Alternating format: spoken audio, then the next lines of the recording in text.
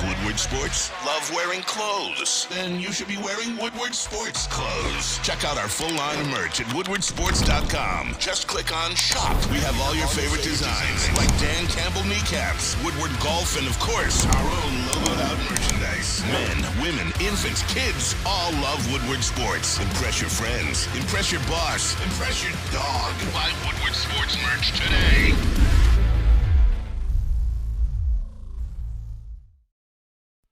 Good morning, everybody. Welcome to the Morning Woodward Show here on the Woodward Sports Network, live at woodwardsports.com. As always, Adham, Beydoun, Jeff, Iafrate, Gabrielle D. Phillips. Going to be a jam-packed show today.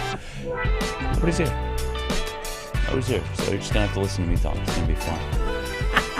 It's my kind of show, baby. I love it. Was out yesterday. Oh, well, missed a few things. What are you going to do? But that's live 4 overtime game. What the hell was that? I went to bed after the first overtime. I was like, all right, they'll probably finish it in the second, whatever. 4? Like, how do you stay up as a fan and go to work the next day if your team goes to 4 overtimes? If the Wings are in 4 overtimes, I'm just not sleeping. Taking a 5-hour energy, a line of Coke, and we're going to work the next morning, right? So that was a whole thing. When Jeff gets here, I can't wait to have the conversation about the Denver Nuggets and the Los Angeles Lakers. LeBron James, a vintage performance last night. Anthony Davis, one of the best players in all of basketball. Maybe the greatest player of all time. Who knows? Unbelievable. Unbelievable, but we got a fun show today. We'll get to talk about some Lions, some interesting news. Kelvin Sheppard giving his vote of confidence to Jack Campbell. That's always a good thing to hear, especially from Kelvin, given last year you heard it with him and Malcolm Rodriguez. Malcolm ended up playing a significant role in the Detroit Lions defense last year. But this is what we're going to start the show with, guys. Lakers Nuggets game 2. You ever watch a team play basketball and you're like, yeah, they're okay. They play good defense. They hit some really stupid shots. And then you look at the scoreboard, and they're like, how the fuck are they in this game? That's how I feel about the Los Angeles Lakers. Last night, they were up 10 at one point. Denver was up 10 at one point. And it was the most confusing game of basketball I've ever watched, honestly. Nikola Jokic could get a bucket whenever he wanted and chose not to at times. This is pretty odd. It was actually 0 points in the fourth quarter. Interesting decision. But hey, the guy was dishing the rock and doing his job on the offensive and defensive glass. But Anthony Davis, an awful, awful offensive night. It was anemic, actually. LeBron James didn't hit a single 3-point shot. Oh, and by the way, going for a dunk, the ball slipped out of his hands. Hachimura only misses 1 shot. Austin Reeves looks like the second coming of Michael fucking Jordan at this point. I don't know what's going on with him come playoff time, but they're going to start calling him playoff. You know, we have playoff Jimmy. We're going to have playoff Reeves one of these days. It's unbelievable. I don't know how the Lakers were even in the game. It really makes no sense. JB, good morning. I got nothing. I really don't. It's the most confusing series I've watched so far of this playoffs. Denver's up 2-0. The wins are all that matter, but this could be a sweep, given how shit the Lakers are in terms of shooting the ball.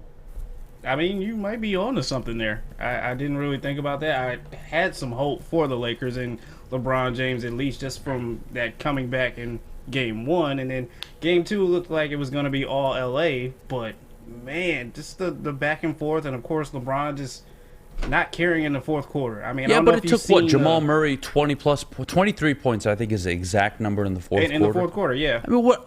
And it was still a close game.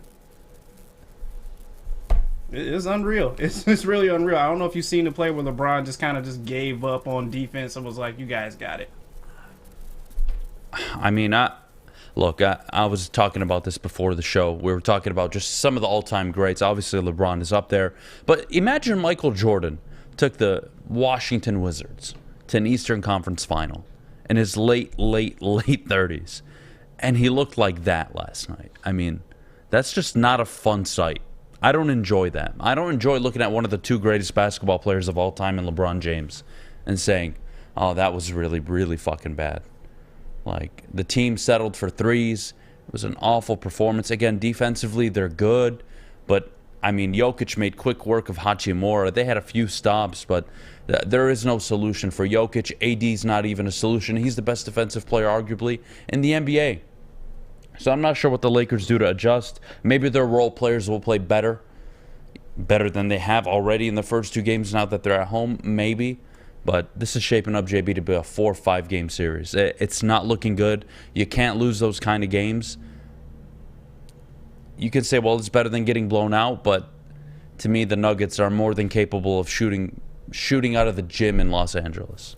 I mean, didn't you see the script the NBA had? You know, it's still Lakers. I didn't read in 7. the full script, so give it to me. It's Lakers in 7. Hold on. I got Yeah, it for okay. you. Lakers in 7, my ass. Hey, I mean, Jeff will be happy about that if that does happen, but... Yeah, I think Jeff woke up late this morning because his jaw was a little sore from all the LeBron, cock riding or throating, whatever you want to call it.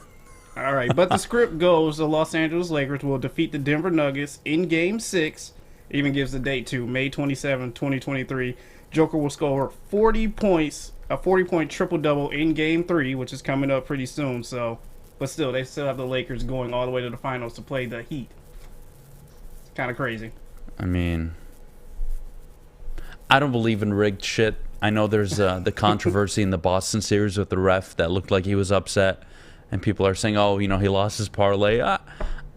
I don't buy it too much. So did Peyton Manning last Especially night, a script like, can you imagine? I know we did this with the NFL when this whole thing came out, but like, imagine being an NBA player.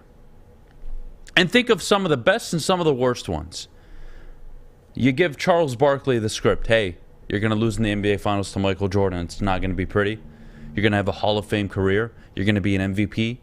And people are going to make fun of you for the rest of your career, live on TV. Congratulations, here's your script. Huh?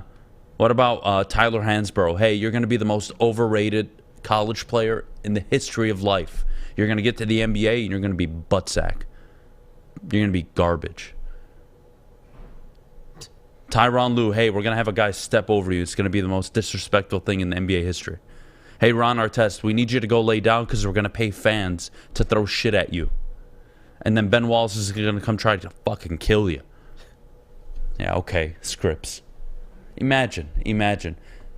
I would write the best scripts, by the way. If this was legit and the NBA was hiring, I would absolutely write the best scripts. Oh my goodness. Well, what would yours be?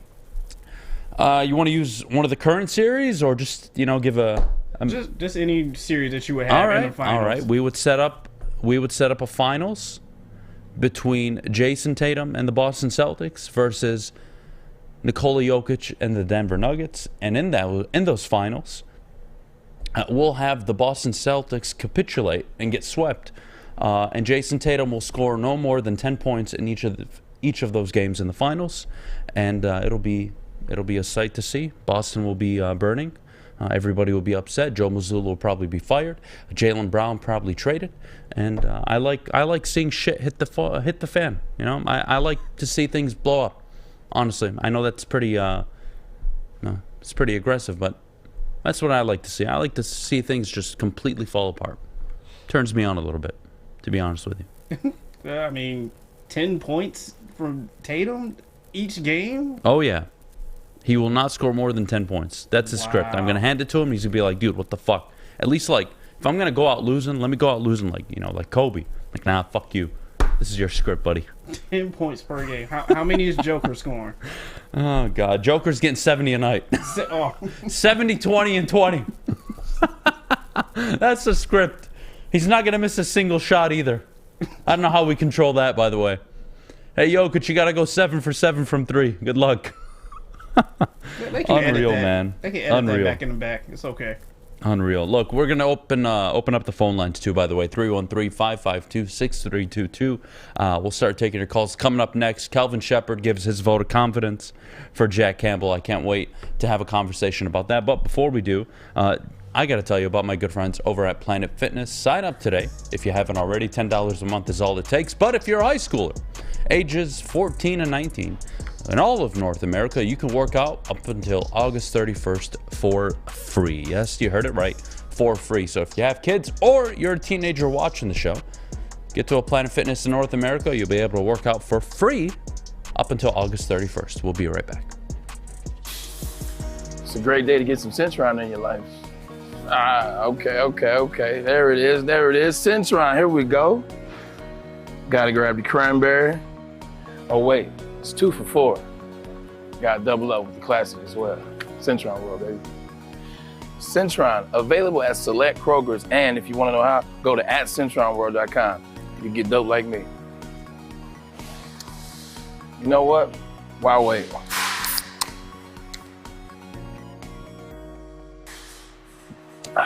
Great taste, guaranteed.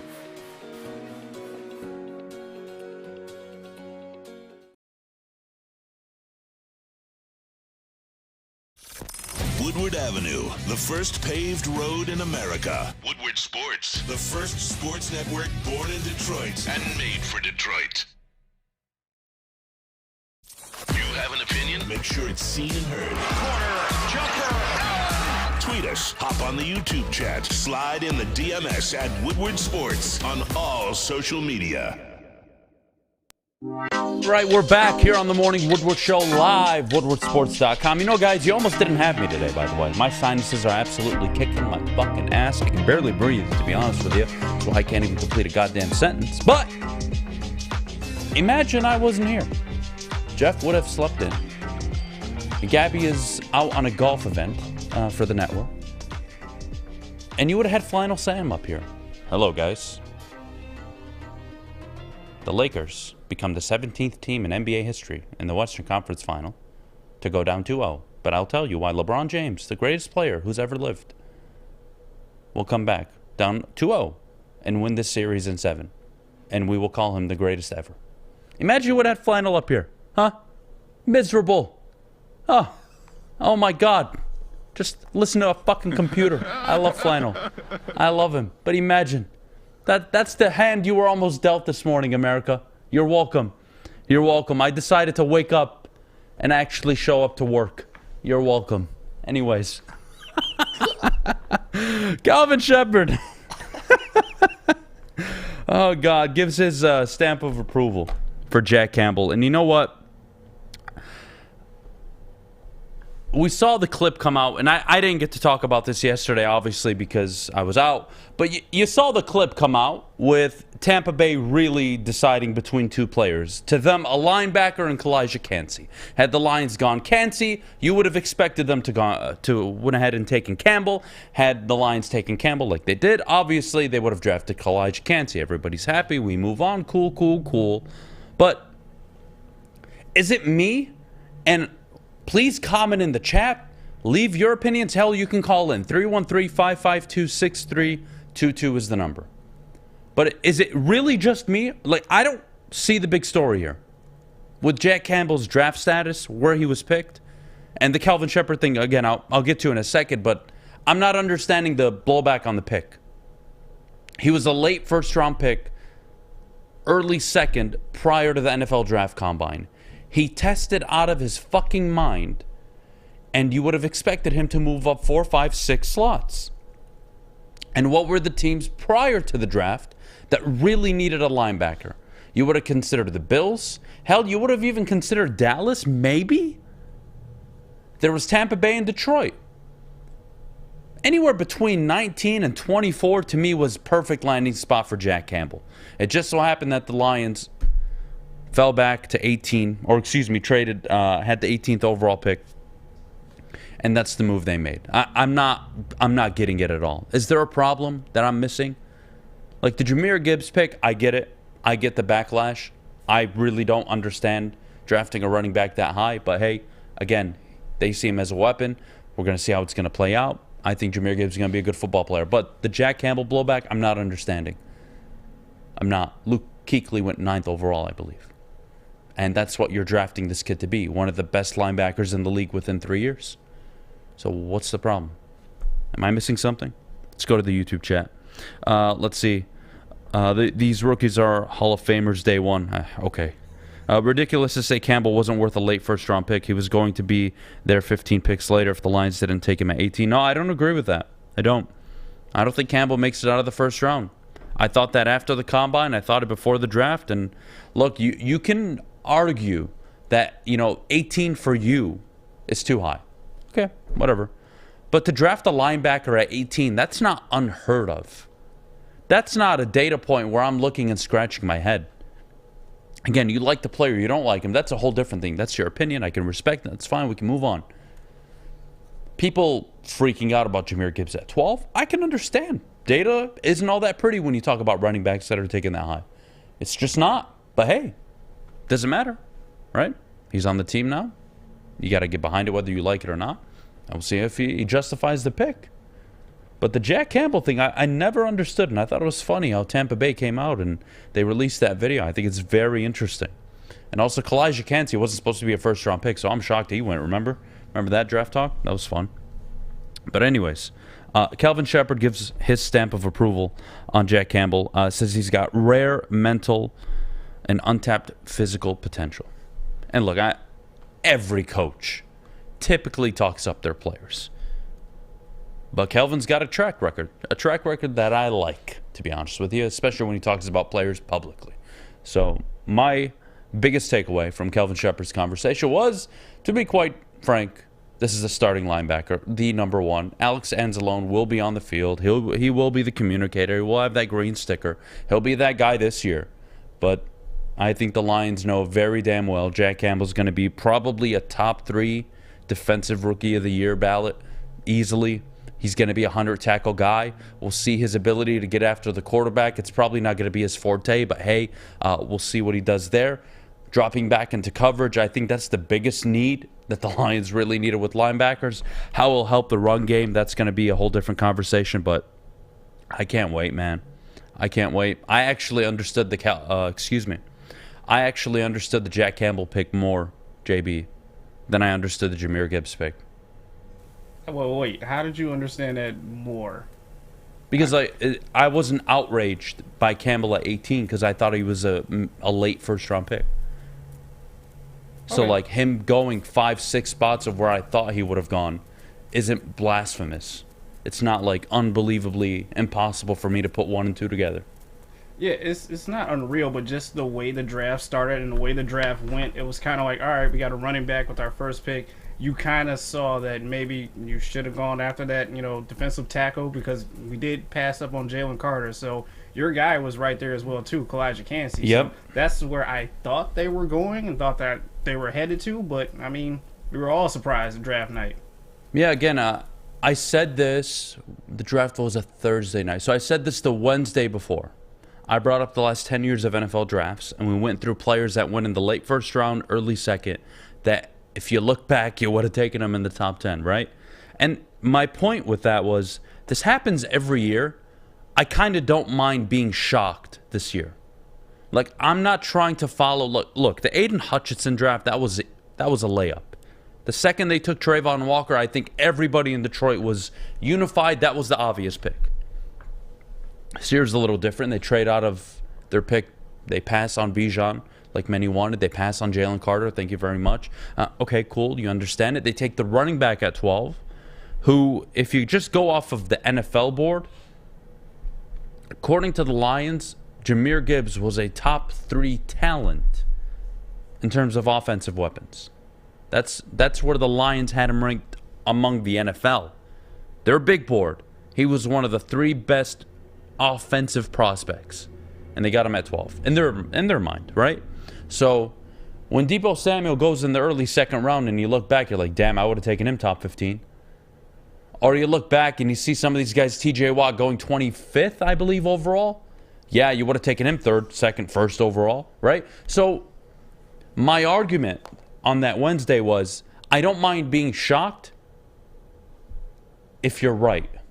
So we can argue about the pick, the value, the player, this and that. But to me, JB, the Campbell pick, it wasn't that big of a deal. I thought he would have gone mid-20s anyways. So to get taken 4, 5, 6, 7 spots out of where I thought didn't shock me. Jahmyr Gibbs definitely shocked me. But overall, you draft the right player, nobody cares where they're drafted.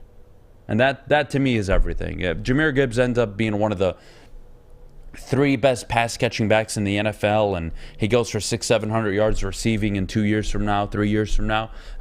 I think you're going to look at the pick differently. Does he impact winning? It's tough to say with the running back position, but given the offense, to me, and JB, I'd love to hear what you think of this. When the Lions took Jahmyr Gibbs, that was their all-in moment, without going all in. But that was them saying, we got 1 year of Ben Johnson left. Fuck it. Like, this is a good player. He's going to be around. He's a football player. He'll be around for years to come.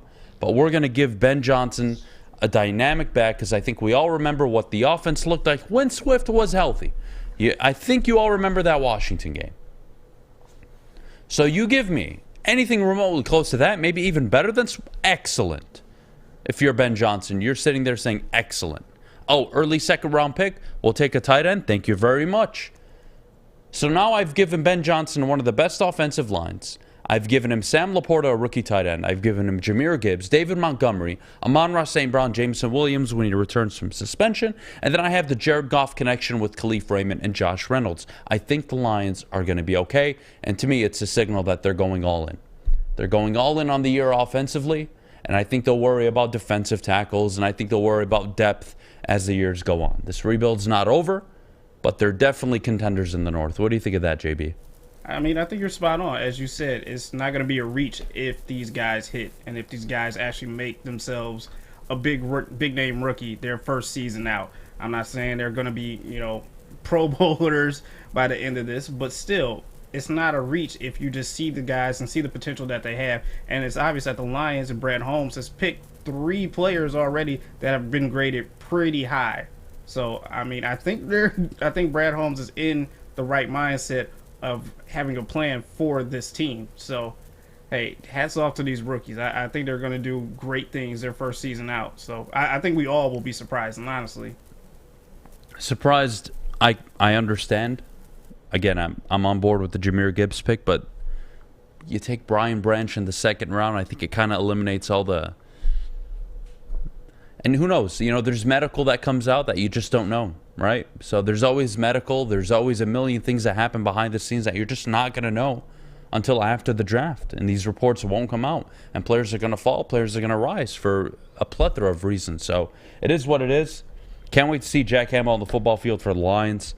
I think he'll be arguably one of their 4-5 best players day one. I think you're going to be looking at Aiden Hutchinson to really take that next step this year. I would put my money on Gardner Johnson and Sutton being one of your 5 best players on defense. And the last 2, you got to say, I think it starts to become a question is, will Kirby Joseph take that next step? Will it be James Houston? Will it be one of the guys we brought back? Will Ali McNeil take the next step? So for me, there's 3 guarantees, which is Hutchinson, Sutton, and Gardner Johnson. And then 4 and 5 can be a mix of Campbell, Joseph, Houston, whoever you want to call off on the defensive side of the ball. But that's what I'm expecting from the defense this year, JB. I'm thinking a top 18 defense is an 11-win football team. Fair? Yeah, that's extremely fair. That's for the defense as well, too. I believe PFF or the 33rd team, I'm not too sure which one, has them a top 3 offense as well, too. I don't know if you want to comment on that as well, but, hey, top 3 offense? Is that where PFF has the Lions? I can't remember if it's PFF or the 33rd top 3, team. huh? Yeah. So the only Bold. people in front of them are the 49ers and the Eagles. In the NFC or NFL? NFC. Oh, in the NFC or NFL? Is it NFL? I saw NFL and it was the Chiefs and the Eagles. Chiefs, Eagles, and the Lions at 3. Wow. Okay. Look, I love Ben Johnson. I love the offense.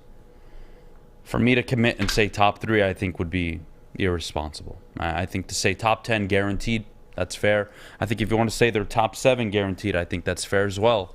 But to say top 3, I got to see Gibbs. I got to see Laporta on the field. Look, we have the Frank Ragnow news with his injured toe. It's inoperable, so he's going to have to play through it.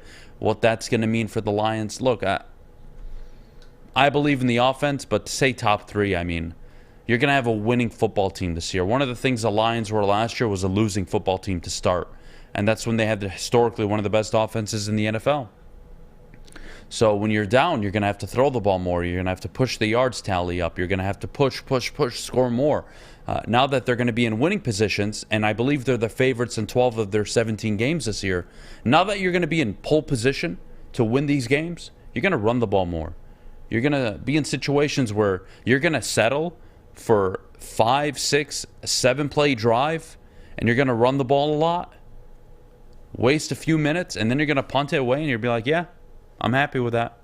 Go, try to catch up to us. We're up by 10. You got 2 minutes left. Good luck. We just took 3 minutes off the clock. Here you go. Have the ball. Do whatever you want. Doesn't matter to us. I think that's more of the offense this year, especially with David Montgomery. I think they're going to be able to close out games a lot better. They're favored in 12 of 17, guys. I doubt top 3. Top 3 is a stretch. JB, what do you think? Top 3. What about top 5 at least? Because I think that's what we were trying to hint at on the heavyweights a couple days ago. Top 5, is that fair? I'd be comfortable saying top 7 for sure. I just think you look around the NFL, you got the Chargers offense, you got Philly, you got San Francisco, you got Kansas City. That'll always be good because of Mahomes and Andy Reid. That's already 4 teams. You're looking at Seattle's offense could explode this year. JSN, DK Metcalf, Tyler Lockett, Kenneth Walker, Zach Charbonnet. There's a lot of talent there. Their offensive line's very good. You want to go to the AFC alone? No, Baltimore. Baltimore's going to have Lamar Jackson back. They added Odell Beckham, a rookie wide receiver. Who knows how good that offense will be? God, who else in there? Look, Sean Payton coaching the Denver Broncos. Russell Wilson. Will that be a top 5, top 10 offense? Who knows? Who knows? Aaron Rodgers, what does he do for the Jets? To me, there's a lot of factors I need to see. And with the Lions, they gave Ben Johnson 2 rookie assets. Can he make the most of them? I think he can. Top 3, top 5. I wouldn't push it. I would say top 7. I'd be comfortable putting my head out there and saying, hey, top 7 offense for sure. I mean, that's fair. I'm still rooting for him to be that top 5 offense. I'm hoping that it's the top 5 offense. I'm hoping that it's better. I hope it is that top 3 offense that we come to hope and expect, because then we're talking about actual playoff dreams and playoff hopes that we can finally have for this team. So I really hope Ben Johnson has everything figured out. I hope he's at home right now just making a million plays that he just can't wait to run with this offense when he gets the chance and the opportunity. But like you said, we'll just have to see. But I believe in Neil's saying as well too, like the more you look at these rookies in this draft class, it's like it just keeps aging like fine wine, as he likes to say. What do you think? Fair enough. We'll take a break. When we get back, we'll talk about Frank Ragnow's inoperable toe injury, what it means for the Lions. And you know what? One thing I didn't get to do with Jeff that he'll probably be here for is, we talked about our early NFL division predictions, like who would win the division. To me, the Dalvin Cook news, them taking him off the banner, what does that mean for his future? When will the announcement come? Is he getting cut? Probably, I would say very likely cut at this point. Who's in the way of the Lions outside of themselves? That's what I want to do next. Who's in the way? If it's not the Lions, who? Like, nothing in life is guaranteed, right? You live every day, day by day. You never take a day for granted, but I'm sorry. You look at the teams in the NFC North, you got basically a rookie in Jordan Love. You have Justin Fields, who I do think will be better this year, but is he going to be Jalen Hurts better? I don't know about that. And then you look at Minnesota. I love Kevin O'Connell, but I'm sorry. That defense didn't get much better. The Brian Flores hire, whatever. And you're going to have to pay Justin Jefferson north of $24, $25 million annually because he's the best wide receiver in the NFL. Good luck. Good luck, Minnesota. We'll get to that next. But before we go, I got to tell you about my good friends over at Cousins Maine Lobster. Scan the QR code or go to cousinsmainelobster.com and try out their lobster tacos, clam chowder soup, and a side of tots. You'll thank me later. It's absolutely delicious. Find out where the food truck is located and treat yourself on a beautiful Friday. We'll be back with more Lions Talk. Introducing the Planet Fitness Guide to getting that post-workout glow. Step 1. What's your why? More epic energy? Better sleep? Blow off steam? Step 2. Join Planet Fitness for just $10 a month and get moving in our clean and spacious clubs. Step 3. Bask in that post-workout glow. Join Planet Fitness today for just $10 a month. Join today at any of the 50-plus Detroit area locations. We don't like to brag that we are the toughest sports network in Detroit, but we do have a guy named Darren McCarty on our side. Lemieux and McCarty, who've had a good knockdown drag up. There they go, right on the whistle. They were talking to one another. Woodward Sports. All right, there's always interesting stuff going on here during the breaks, and you know what? A weird side conversation went on. For some reason, Hiroshima is trending this morning. So, Lucas, if you don't mind telling me why it's trending. It's just trending. I believe it's the anniversary? I believe so. I don't want to be disrespectful if not, but I believe so. They had all the political leaders kind of go out there and pay their respects at the memorial. To who? The monument, the Japanese monument that they have for Hiroshima. Okay, me and my wife argue about this all the time. So if you guys don't mind for a few minutes, I would love to hear your thoughts and opinions. My wife, obviously very against the Hiroshima bombing and the idea of dropping the atom bombs the way we did. Me, on the other hand, I was fully supportive of it. And wait. Just wait. Hear him out. Let's hear me out. Hear me out. Okay. It's fucking awful, okay? There's nothing fun about that. You're in the middle of a world war, okay? Let's relax, people. It's in the middle of World War II. You're going to have to invade Japan to get them to surrender because they're not surrendering. And the idea of sending millions of troops, the death toll would have been ridiculous for both sides had the U.S. invaded Japan. I'm not saying we fucking nuke people to solve our problems, okay? Relax. But at the time, dropping those fucking bombs set us up for two things. One, the war to end, and two, people to never use that shit again, okay? I think we realized how devastating that shit actually was, and there's a reason to this day no one's dropped anything remotely close to that since, okay? Fair or no? That's the only angle I'm taking. I'm not saying it's okay to kill that many people within a split second.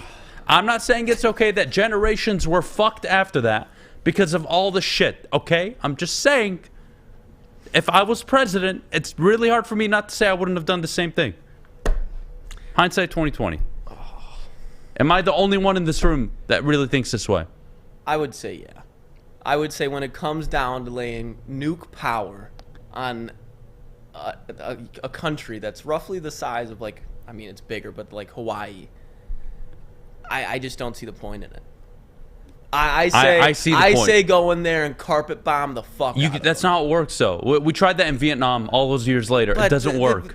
But that's like 40 years later, and you haven't seen carpet bombing before. You load up, you're like 30, 40 planes. It was such a different war. Like, just being in the Pacific alone was deadly. Like, nobody talks about Okinawa enough when we revisit the history books. We only talk about Normandy. We talk about Hitler. We don't talk about Okinawa enough. That shit was disgusting.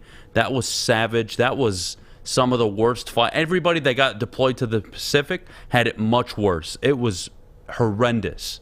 Like, to send more troops there to get a small country like Japan to surrender would have costed so many lives on both ends. It would have prolonged the war. You just get the siren. I would have dropped that fucking nuke. I would have done the same thing. I would have done the same thing. I just don't know. I think it's easy for us to say, I think it's easy for a lot of us now. We're born in a safe country. We don't have to worry about shit. If I was Japan and the United States invaded me and bombed fucking Pearl Harbor the way they did, if the roles were reversed, hell, if I was Japan, I would have nuked San Francisco so quickly. You kidding me? You're not surrendering? Fine. Bitch, watch this. I'll get you to surrender. And look, again, horrible. Nobody wins in war. But come on. Like, I think we're being super privileged right now by sitting up here and saying, oh, yeah, I wouldn't have done that. Horrible decision. I would have sent all my troops to the Pacific and would have got a majority of them killed for a pointless surrender. I have a hard time believing that. I don't think you send bodies in there. I think you stick to the air like that's they not did. how it works. But a different era. I would just go about it in a different style. Different era. Planes were getting shot down at such a high rate during World War II. It was not the most. Even if the U.S. owned the sky, it was a disaster. You're killing more civilians. You're killing as many civilians in these bombings. It's not like you have a drone missile and you can control it like you can nowadays. It's not how it works. You know how many missed parachutes we had in World War II? You think they're not going to miss dropping a few bombs? Thousands of bombs? Hundreds of thousands of bombs? Come on. Anyways, I'm probably going to get canceled for this, but I'm just saying it was horrible. I'm glad we've all moved on from it. But how do you... I just... maybe I'm fucked up. I don't know. Maybe I'm fucked up. We've all grown and learned, so, it's time to move forward. Look, it was awful. There's nothing fun about it, but I'm just saying, You're going to convince the president at the time that, hey, we're going to send more troops in there, but a lot of them are going to die for a pointless surrender when we really took out the main threat, which was Hitler. Like, I find it tough to believe. God. Like, what? Well, You're not wrong. It's just it's just a very harsh reality.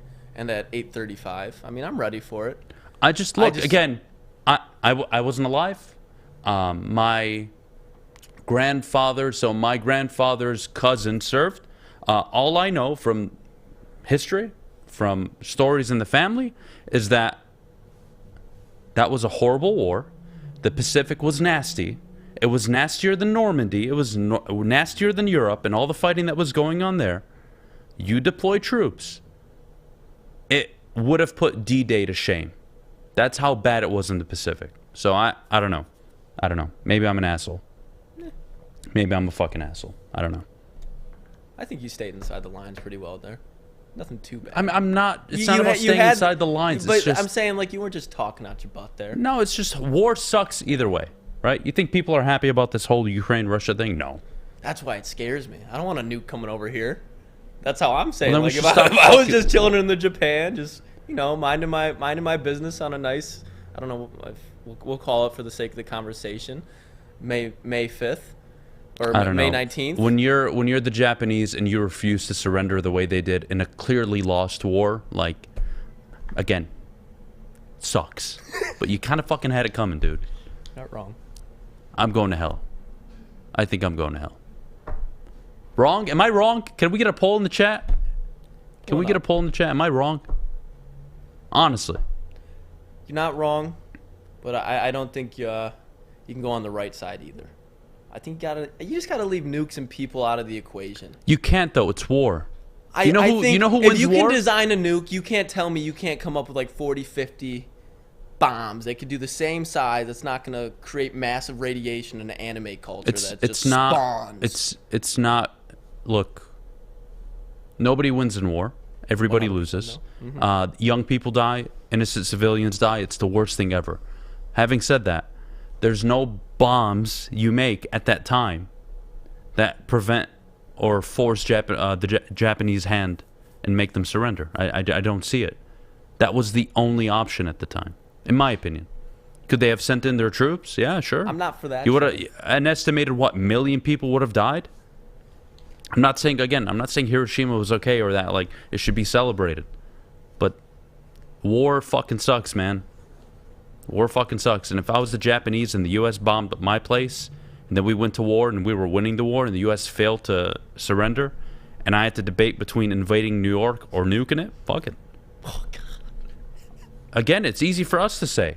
But you're talking 1944, 1946, something like that. Come on. Different era. Let's see how many people think I'm right or wrong. What's the percentage right now? They said a love bomb. Anybody? 88% think you're right. 88% think I'm right. Look at you. You're not going to hell okay, just thank yet. you guys. At least I think I know my demographic audience now. At least I know we're on the same page on some things. Good. Good. I feel a lot better, honestly. My wife's probably going to give me a lot of shit when I get home. My mother-in-law hates me for this too. The same opinion. I'm seeing where you're coming from. It's just if I was in power at the time, I would have considered it, but I would have tried to go a different route. I think that's very ignorant of you. Maybe and I love you. Maybe it is. But your Lucas born in 99, 2000? 02, baby. Yeah, 2002. Oh yeah. Yeah, try being born in 1894 and then being the president 50 years later and having millions of people die across the world in this world war. I would have had drones already ready. I would have had this military ready to go. Okay. I would have dropped that fucking shit too. I'm just saying. I'm sorry. You think anybody feels bad for all the Americans and all the Iraqis and all the Afghanistanis and all the people that have died in these wars? Nobody remembers them, unfortunately. You know who pays the price? The American citizens and all the Afghani and Iraqi citizens. Not the politicians, nobody. So yeah, war fucking sucks, dude. There's nothing fun about it. I think it's very, very childish of you to say, oh, I would have invented a different fucking way. There's gotta be Get out of here, dude. No way. Will away. No way. Zero chance, dude. We sent our troops into a country that didn't even have weapons. Anyways, we're not doing that this morning. We're not doing that this morning. God damn it, man. My fucking life. My fucking life. All right. We'll take a break. When we get back, we'll do what we're supposed to do. We'll just talk about the Detroit Lions in the NFC North as it is. Guys, the Dalvin Cook news.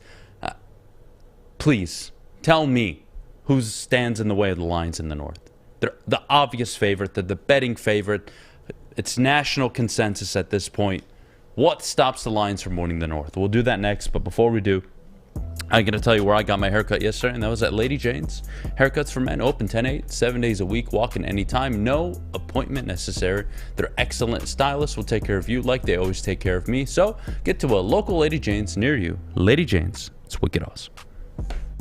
How would you like to win not one, but 2 vehicles of your choice? One for you and one for your wife, your girlfriend, or your best bud. Get to Lady Jane's today for an award-winning haircut and automatically enter for your chance to win. Courtesy of Les Stanford Buick GMC of Ferndale. Lady Jane's, open 7 days a week, walk in anytime. It's wicked awesome.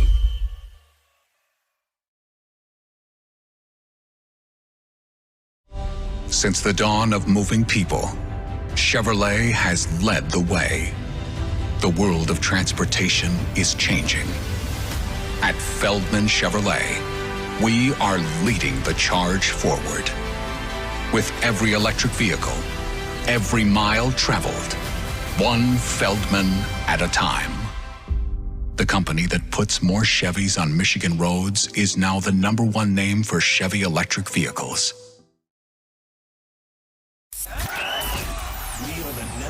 For Detroit, by Detroiters. Welcome to the Woodward Sports Network. Well, it's 8:43 and I'm still here, so that's a bit surprising. Can't believe it. We made it out of that segment.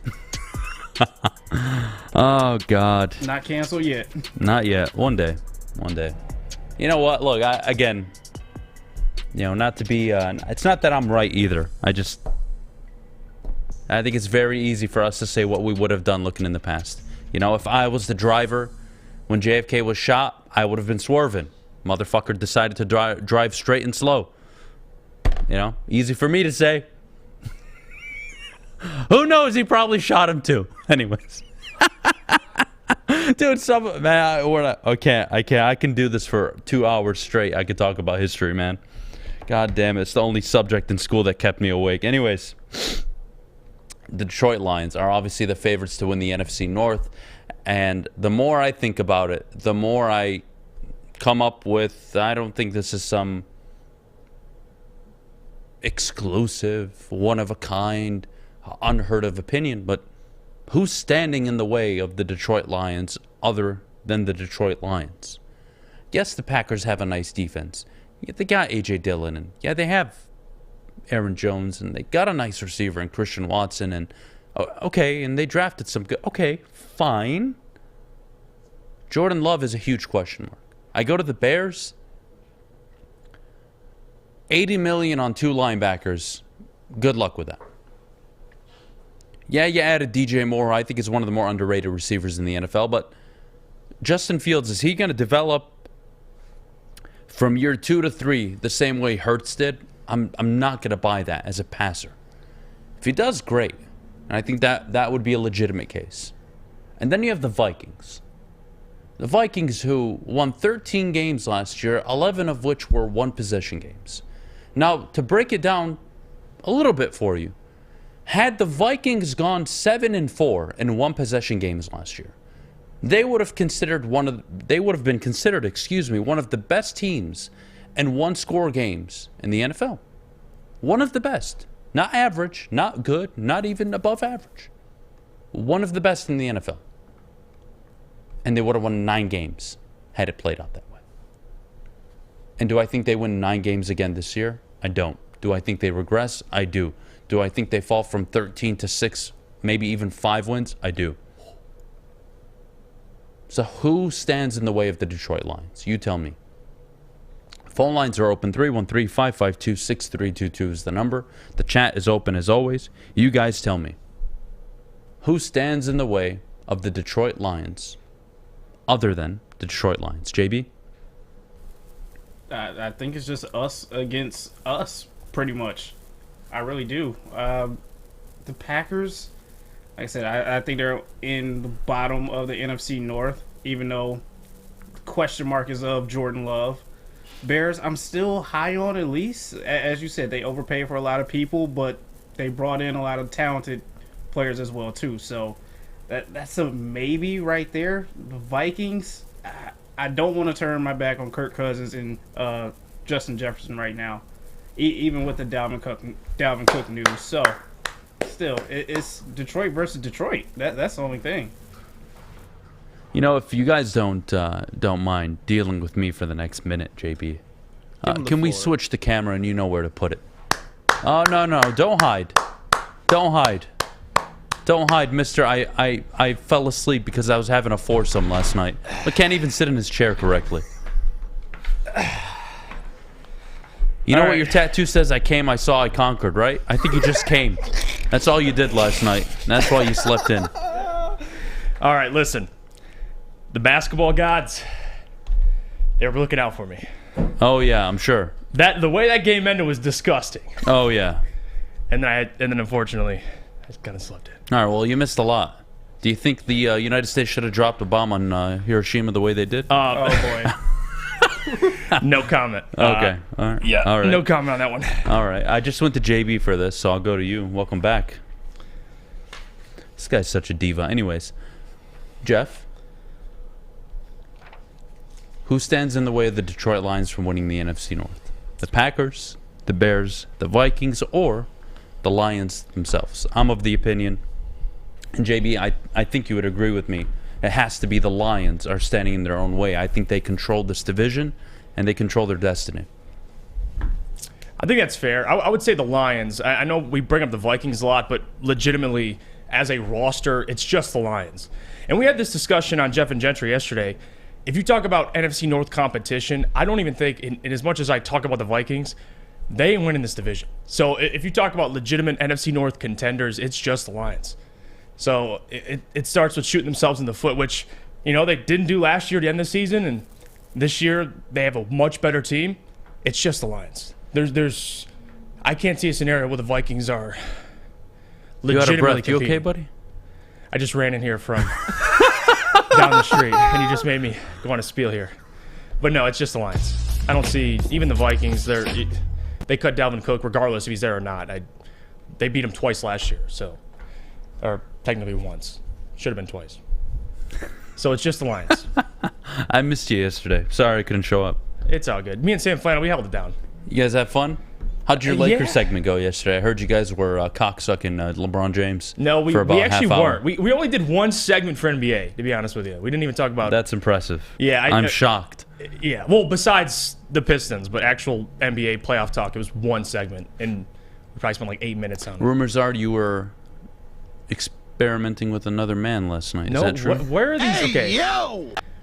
who's your source? That's my question. Source very close to you. I would say he's someone that's in the building at the moment. Someone who's could be in this very room sitting across from you. Let them in your throat one time. Okay, Lucas. No. Plead the fifth. Oh, God. Come on. Oh, man. Come on. I don't know what you got going on in your personal life, Jeff, but whatever it Really is, figure it nothing, out, to be dude. honest with you. There's people waiting for you to show up on the show. I have to open up unscripted, you know, because everything's scripted. The NBA, the NFL, even the show. Yeah, I'm being even the show told is what to scripted. say, right? I'm supposed to have the opinion that Hiroshima was the right thing, you know? That's a paid opinion. It's not my opinion. Cue It's a cards paid to opinion. the left, remember. Cue I'm cards to being the left. paid. I'm being paid by the Lions and Woodward Sports, apparently, to say that the Lions are going to win the North. Yeah, that's all scripted. It's all scripted. It's not because they have the best team in the NFC North Nope. or anything. No, Scripted. Has nothing to do with that. It is scripted. Anyways. Jeff, here's what we're going to do. I want to pivot off the Lions winning the North. I think we all agree. We have the same opinion. I want to go to callers, JB. So who do we got on the line? All right, first up, I will send you Eric. All right, Eric, you're on the morning show. What do you got for us this morning, buddy? What up, though, Adam, man? What's up, man?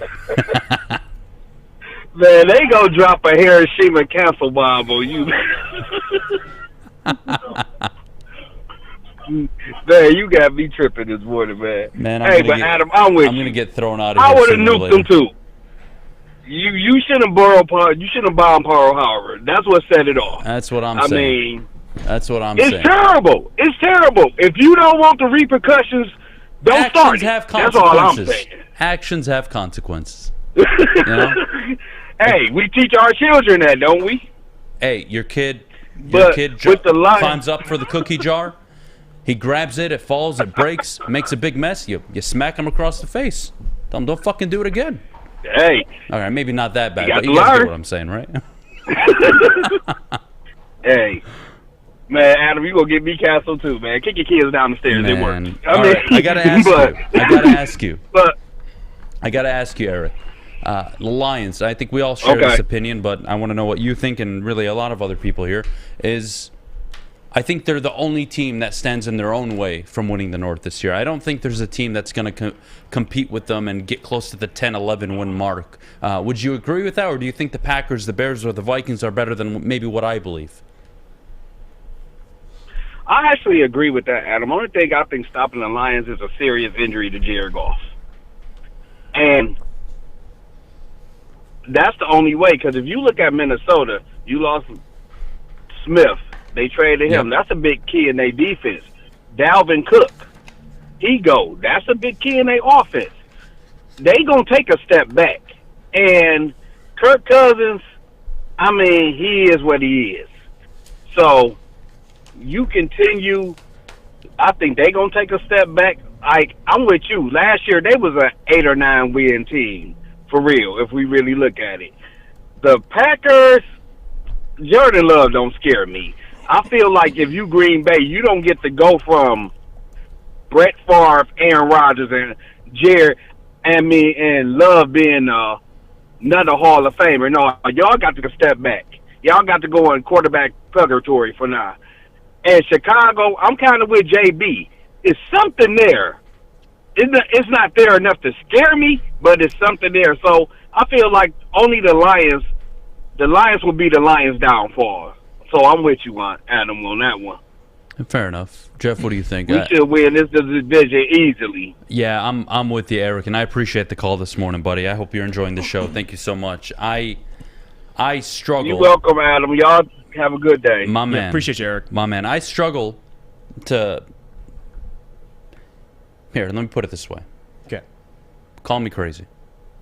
Who has a better chance at winning the North? Or contending for the North? Okay. The Bears? Or do the Seahawks have a better chance of competing with the Niners in the West? Who has a better chance to really take a shot at that top spot? Honestly, I would lean Seattle.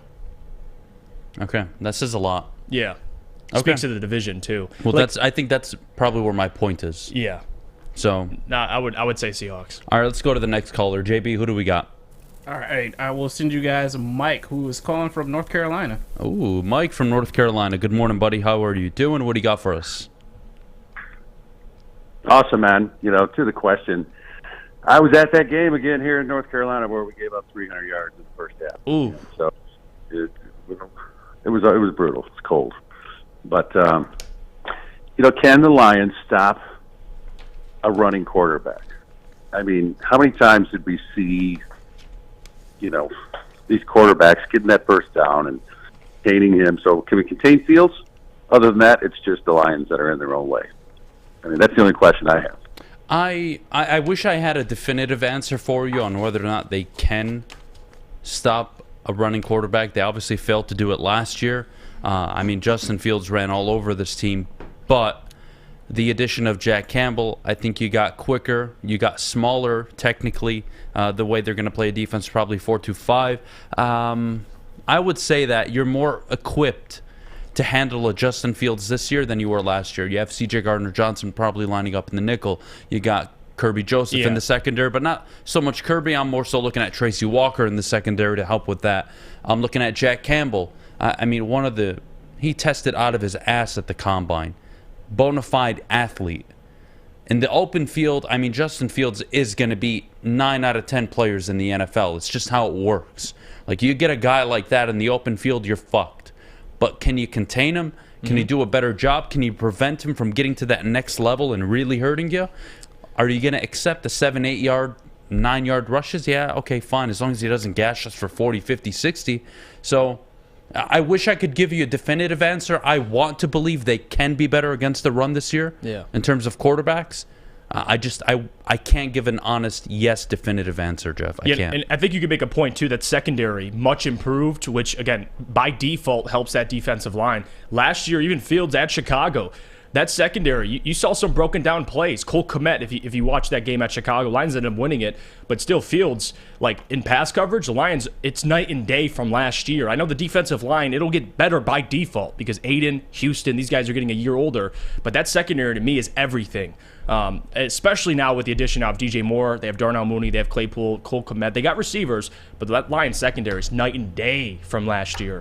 Those guys are going to be able to stay alive a little longer, so Aiden, Houston, those guys can get home by default. It's much, much different. Fair enough. Well, here's what I want to do. Mike, by the way, thank you so much for the call, buddy. I hope you have a great rest of your day. Thank you so much. All right, thanks, guys. Yep. I want to take a break. When we get back, top of the hour, we'll get the show back on track. I want to talk about last night with Jeff and get his thoughts on the game. I'm confused. I'm not going to rub it in at all. I'm more confused, honestly, than I was after game 1. None of this makes sense. So I want to get to that next. I want to get to the Pistons at 9:15. I want to get back to the Lions at 9:30. Then we'll wrap up with mailbag and a ton of questions from everybody else. But before we go, Jeff, our good friends over at Guardian Alarm. Let me tell you about them, guys. Guardian Alarm. Allow them to protect you and give you customized solutions from real experts. 24/7 professional monitoring and technology backed by people. All you got to do is give them a call. 1-800-STAY-OUT for more information. By now you know me, Christina Gennari, as the obvious choice in real estate. And you know my website, soldchristina.com, as your #1 resource for buying or selling your home. Myself, along with my amazing staff, pride ourselves on making your home buying and selling experience a relaxing and easy one. Come see why we are the obvious choice. Christina Gennari at soldchristina.com, the obvious choice in real estate.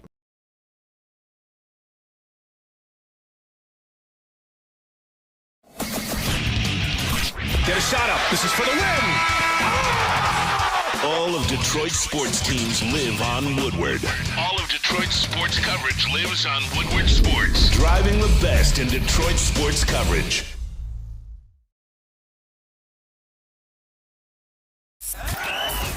We are the network for Detroit by Detroiters. Welcome to the Woodward Sports Network.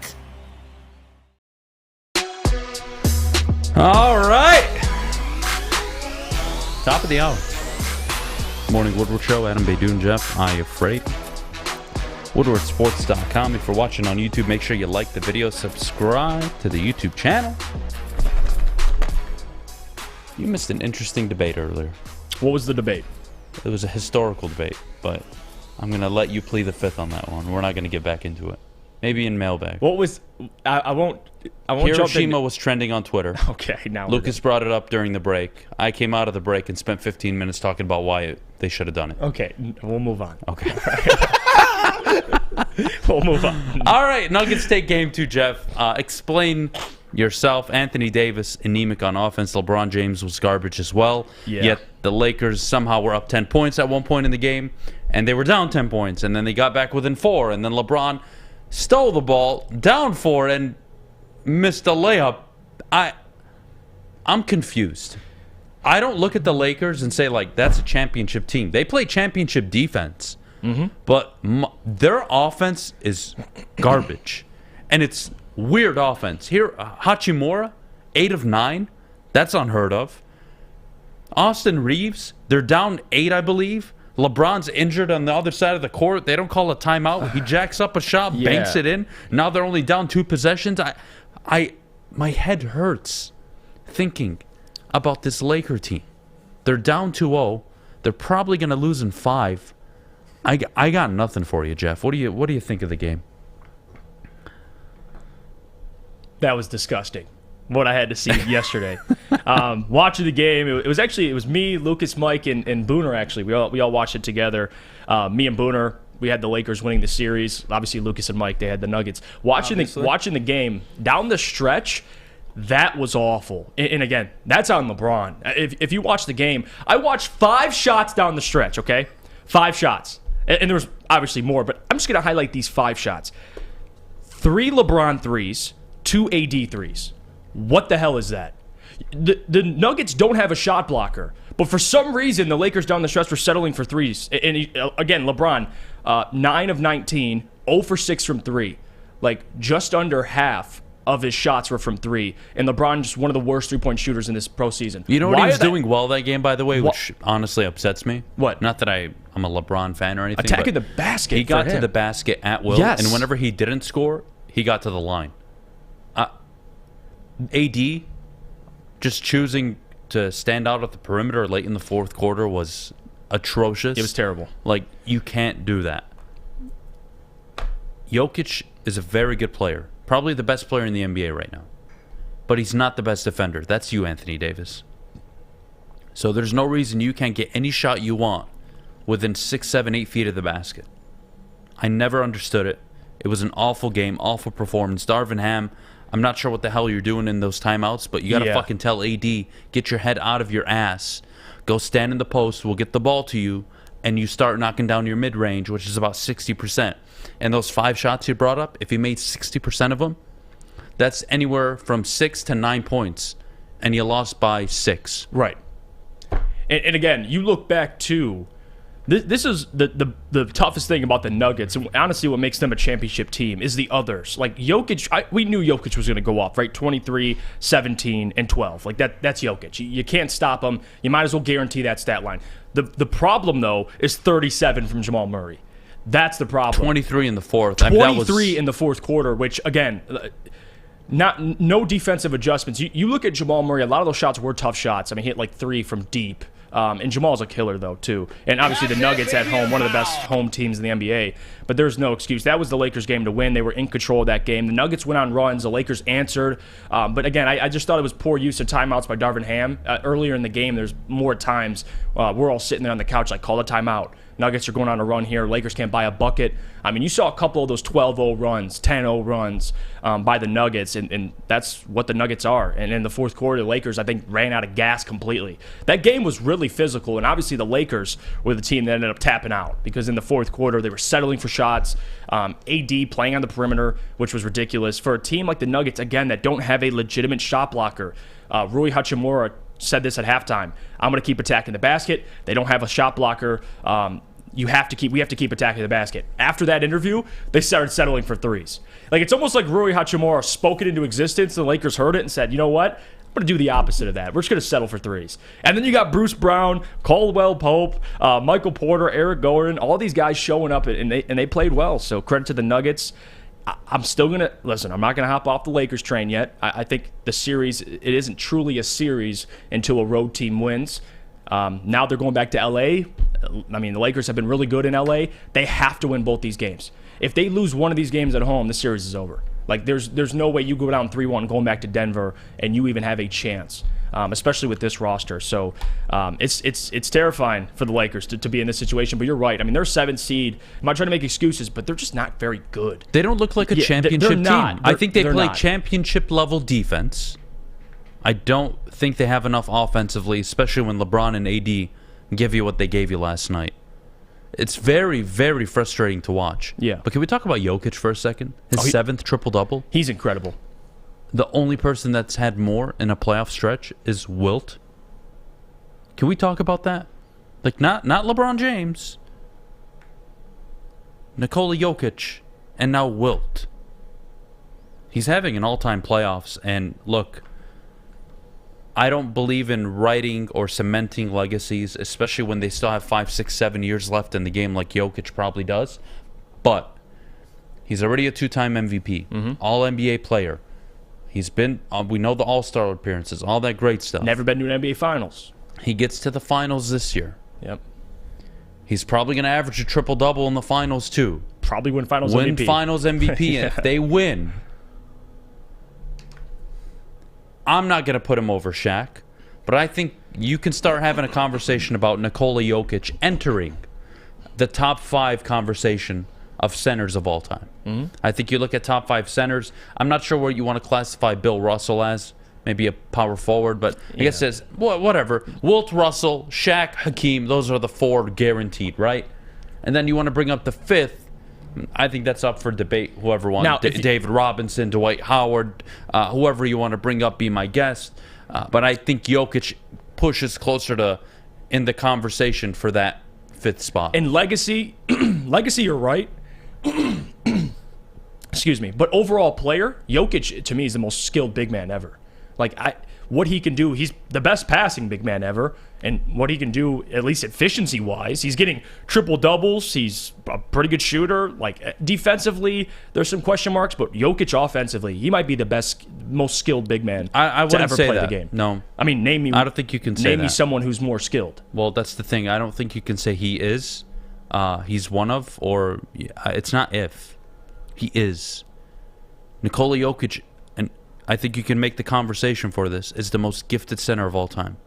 Oh, yeah. Highest IQ. Most complete center.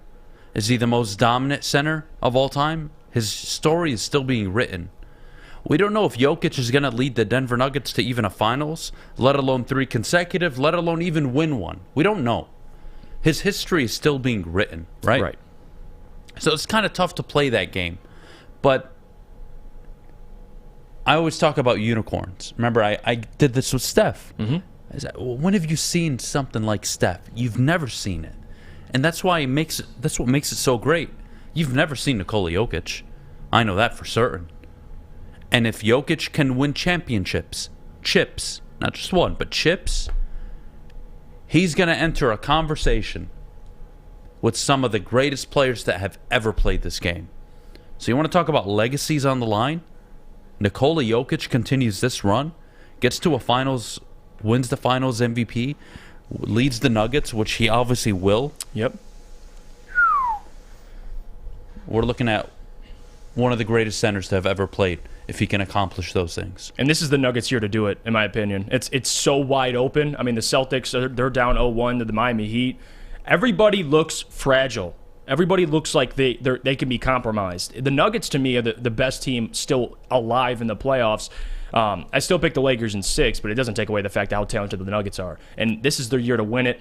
They have to win it. And for Jokic to really be taken seriously all time, he's got to start stacking up at least finals appearances because he hasn't even been to a it's got to finals yet. translate into winning. Yes, and I think, to be honest with you, I think this could be the year for him.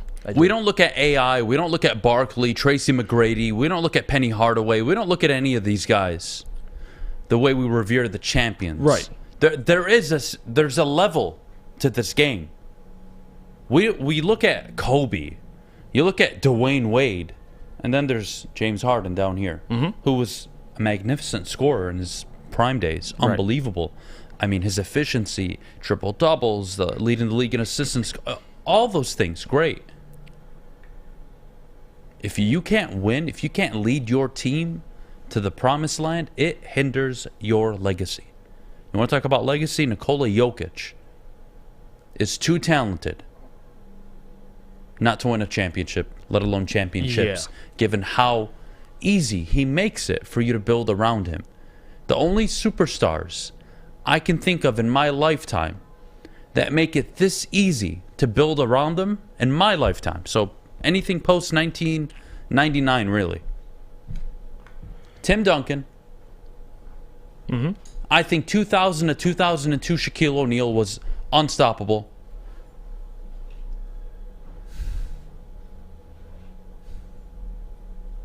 LeBron James, Steph Curry,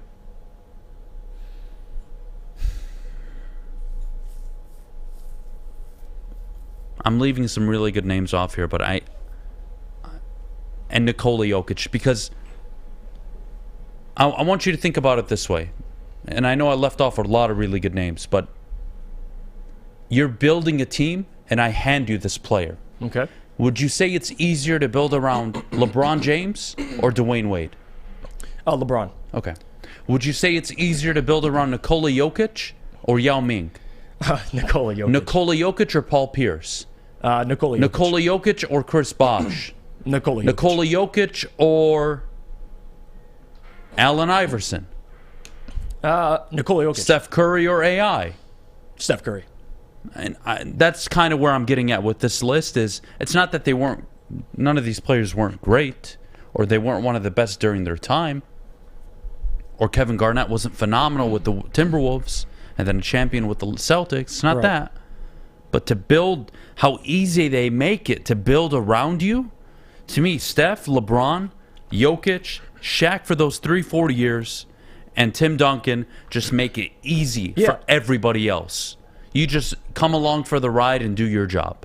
Is that fair? Yeah. Am I missing anybody, do you think? No, you're not. I think the difference with guys like Jokic and Steph Curry, LeBron, they're selfless. Like, the pressure of building around those guys is just finding the right pieces. It's not as complicated as other guys in the NBA. Like, for example, Joel Embiid versus Nikola Jokic. The difference is, with Joel Embiid, you watch the 76ers, who makes their teammates better? Nikola Jokic or Joel Embiid? It's very easy. It's Nikola Jokic. It's the same thing with Stephen Curry, AI. AI, tremendous player, tremendous talent. One of the best two guards of all time. But who instantly makes their teammates better by default because of their selflessness? It has to be Steph Curry. So that's the trait that Jokic has, that LeBron has, that these selfless superstars have. And honestly, that's the type of players you want to build around. Like, that's what you look for, because you can be there's a lot of guys that have talent, right? Superstar talent or star talent. But when you become selfless, like Steph Curry, welcoming in KD to the Warriors and allowing him to kind of take a step back, allowing KD to be that guy, like, that's selflessness. And Jokic, even though he's the unquestioned best player on the Nuggets, to be selfless, right? To have Jamal Murray take all the shots he took in the fourth quarter, to allow these guys, Bruce Brown, to be aggressive. Like, that's what makes these teams even more dangerous, as opposed to Joel Embiid and James Harden over in Philly, and they kind of do the opposite. So, yeah, Nikola Jokic, man, he's in that tier of selfless players. He's a hell of a player. All right, I love it. Let's take a break. When we get back, we'll continue on with the Lions this morning. But before we go, Jeff, our good friends over at Big Boy. Let me tell you about them. Our friends over at Big Boy, because Strawberry Fest is back. You can try classic breakfast items like some strawberry hotcakes or mouth-watering red velvet waffles. But if you're not feeling breakfast, you could try the strawberry bacon chicken wrap or cool off with the refreshing summer splash salad. But you can get dessert as well, including their berry delicious classic strawberry pie, deep-fried vanilla Oreos, or strawberry hot fudge cake, and more at Big Boy. At work and at home, we're there with smarter security solutions, featuring complete automation with customized alerts and more. For over 90 years, we've been the company that's been counted on to protect what matters most, all with personalized service and care. Right now, for a limited time, receive a free video device plus free installation with a new home system. Guardian Alarm. We protect Michigan.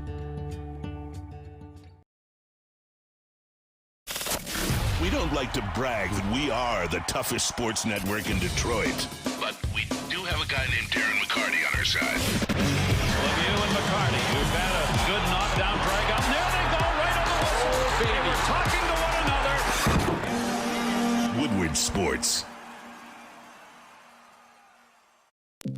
We're back here on the Morning Woodward Show live. WoodwardSports.com. Adham, Beydoun, Jeff, Iafrate. All right, Jeff. I think we should get Flannel in here around 9:30. We should just have a polite conversation with Flannel. Yeah. But we'll get to him later. Yeah, why not? Frank Ragnow. Inoperable toe injury. I don't know if you saw the story yet. Yeah. But I want to know your concern level for Frank Ragnow and the Lions' offensive line. Because if he does go down, I think you have a problem. But my question is, concern level on the injury, concern level if he does miss time, in terms of how does it affect their ability to really dominate up front like they usually do, and do you think it prevents them or could prevent them from winning the NFC North? I mean, Frank Ragnow, we can agree, is one of the best centers in the NFL. So I think ideally, when you talk about the Lions' best unit, which is their offensive line, it's a top 3 unit in the NFL, and really the leader of that offensive line, the guy that keeps it all together, Frank Ragnow. If he's down, yes, it's going to affect a lot of things. You look at Frank Ragnow, and if you read the article, they had an article at MLive as well, and Pro Football Talk wrote about this. And I want to read some of Frank Ragnow's quotes, because it is concerning, because it is a foot injury that's bothered him the last 2 seasons. And this is what he had to say about it. This is via M Live. He said, we're good. We're being smart with it, though. We're not rushing and making sure I get enough rest, because last season was one to forget in terms of that. It was brutal. So just trying to be smart with it. Now, here's the problem I have. It's not even to start the season. We expect the Lions to have a longer season than most, right? You expect them to make the playoffs and potentially go on a playoff run. They're gonna need Frank Ragnow. Like, and the season before last, when Frank was injured, because last season they did get lucky with injuries for the most part. They didn't lose anybody significant. Even in the season where they were 9-8 and you didn't make the playoffs, you'd hope those guys would stay healthy this season, and the offensive line would. But not having Frank Ragnow, especially now with Evan Brown going to, I believe it was, where did Evan Brown go? Seattle, if I'm not mistaken. But Evan Brown was that guy you can move around. He could play guard, he could play center. And I know they drafted Colby Sorsdahl, but they don't have another guy who can come in and fill that role for Frank. Like that's a tough. They're in a tough spot if Frank goes down. So his health is everything. You saw again with Frank and that offensive line what they're able to do in the run game, protecting Jared Goff. Last season he barely got touched. So yes, you talk about teams that gave up the most sacks. The Lions were at the bottom of that list. Their offensive line last year in pass pro were excellent, but not having Frank Ragnow would be a huge, huge hit, especially early on. We talk about Dan Campbell's record, or just the Lions' record over the last 2 seasons in September. They need to get off to a good start, and not even just September, but ending it towards the end of the season. They're going to need everybody. So I think this is significant. It's nothing to just look over and gloss over. Like Frank Ragnow having an inoperable foot injury is concerning, but he still made the Pro Bowl last year. So again, Frank's been dealing with these things. I think a lot of people in the NFL, you play injured regardless. Everybody's hurt. But to have a toe injury like this, who kept Frank out 2 seasons ago for most of the season, it is concerning, to say the least. They need Frank healthy, because if he's not there, that unit, that's a top 3 secured unit in the NFL, it does hurt them a little bit. It hurts them a little bit. I don't think it's season ending. I don't think it's devastating. I still think they can win the North. I think this team is... And by the way, they do have Graham Glasgow. They signed, who can play center. That's whatever. But he's not Frank Ragnow. That's the point. That's whatever to me. I don't care about the replacement. I don't care about the backup. To me, what I care most about is, do I think Frank Ragnow missing 3, 4, 5 games this year impacts the Lions' ability to win the North? No, I don't. I just don't. And I would like to throw a poll in the chat, and you guys answer yes or no. Do you think it'll have an impact? Because I don't. He's important. It's a very good offensive line. But whoever steps in, I think will be fine. And in the NFL, you can win games just being fine and good. What you can't do in the NFL is turn the ball over. What you can't do in the NFL is go 3, 4, 5 consecutive weeks without forcing a takeaway. Like, I can live, and Ragnow's a great center. I can live without him for a bit if I have to. It's not ideal. It's not what I want. I can live with it. I'm pretty sure I can. So that's where I'm at. I don't think it impacts them at all. JB, what do you think?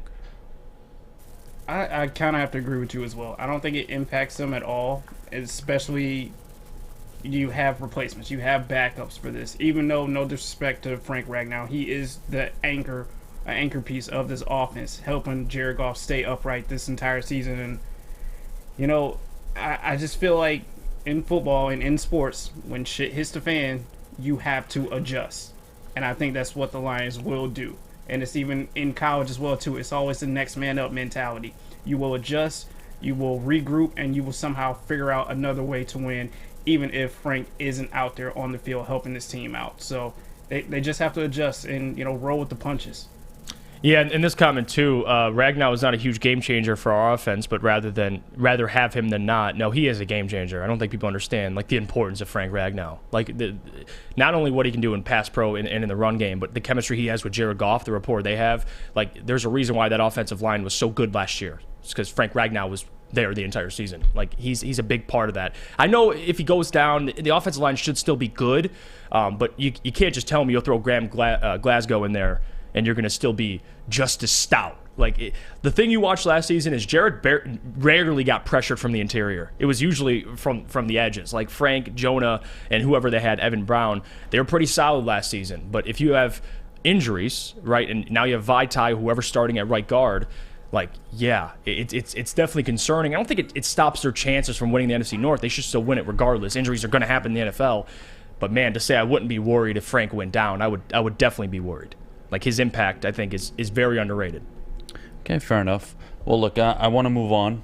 A new story, an interesting story, which is we talk a lot on this show about, expectations, what can happen, what should happen, what we think will happen here or there. And, Jeff, you weren't here for this. Mm-hmm. JB brought up, do you think the Lions will finish with a top 3, top 5, top 10 offense? It was just a casual conversation because PFF put out what they expect, which would be Kansas City to have the best offense, Philly at number 2, and they had the Lions as high as 3. Mm-hmm. And I disagreed, and I didn't love it. And I told JB I'd be more willing to commit to saying a top 7 offense, top 10 for sure, but top 7 I would put my neck out for. But it's tough for me to say top 3 or top 5 when I think of Kansas City and Philly, right? San Francisco, Seattle, adding JSN, Zach Charbonnet, Joe Burrow and company always going to be a threat. Lamar Jackson now going to be back for a full season, ideally, right? Yeah, and you mentioned the Justin Chiefs already. Herbert. I already mentioned the Chiefs. The Chiefs by default. You have Denver, Sean Payton. What are they going to look like on offense? Right. Like, to me, there's too many question marks around the league for me to say the Lions are going to be top 3, let alone top 5, when in reality you're favored in 12 of your 17 games this year. Yeah, and you're going to be playing you're going to be playing in front of teams. You're going to play ahead. Yep. You're going to want to run the ball, control the clock, punt away with a 2-possession game, and you're going to punt it away because you don't mind. You're just going to eat up 2, 3, 4 minutes, and then you're going to punt the ball away. And all right, try to beat us. Good luck. And that, by the way, just to judge where the offense will be ranked, it's tough, to be honest with you, because last year, they were one of the best, at least scoring offenses, total yards. They were very productive.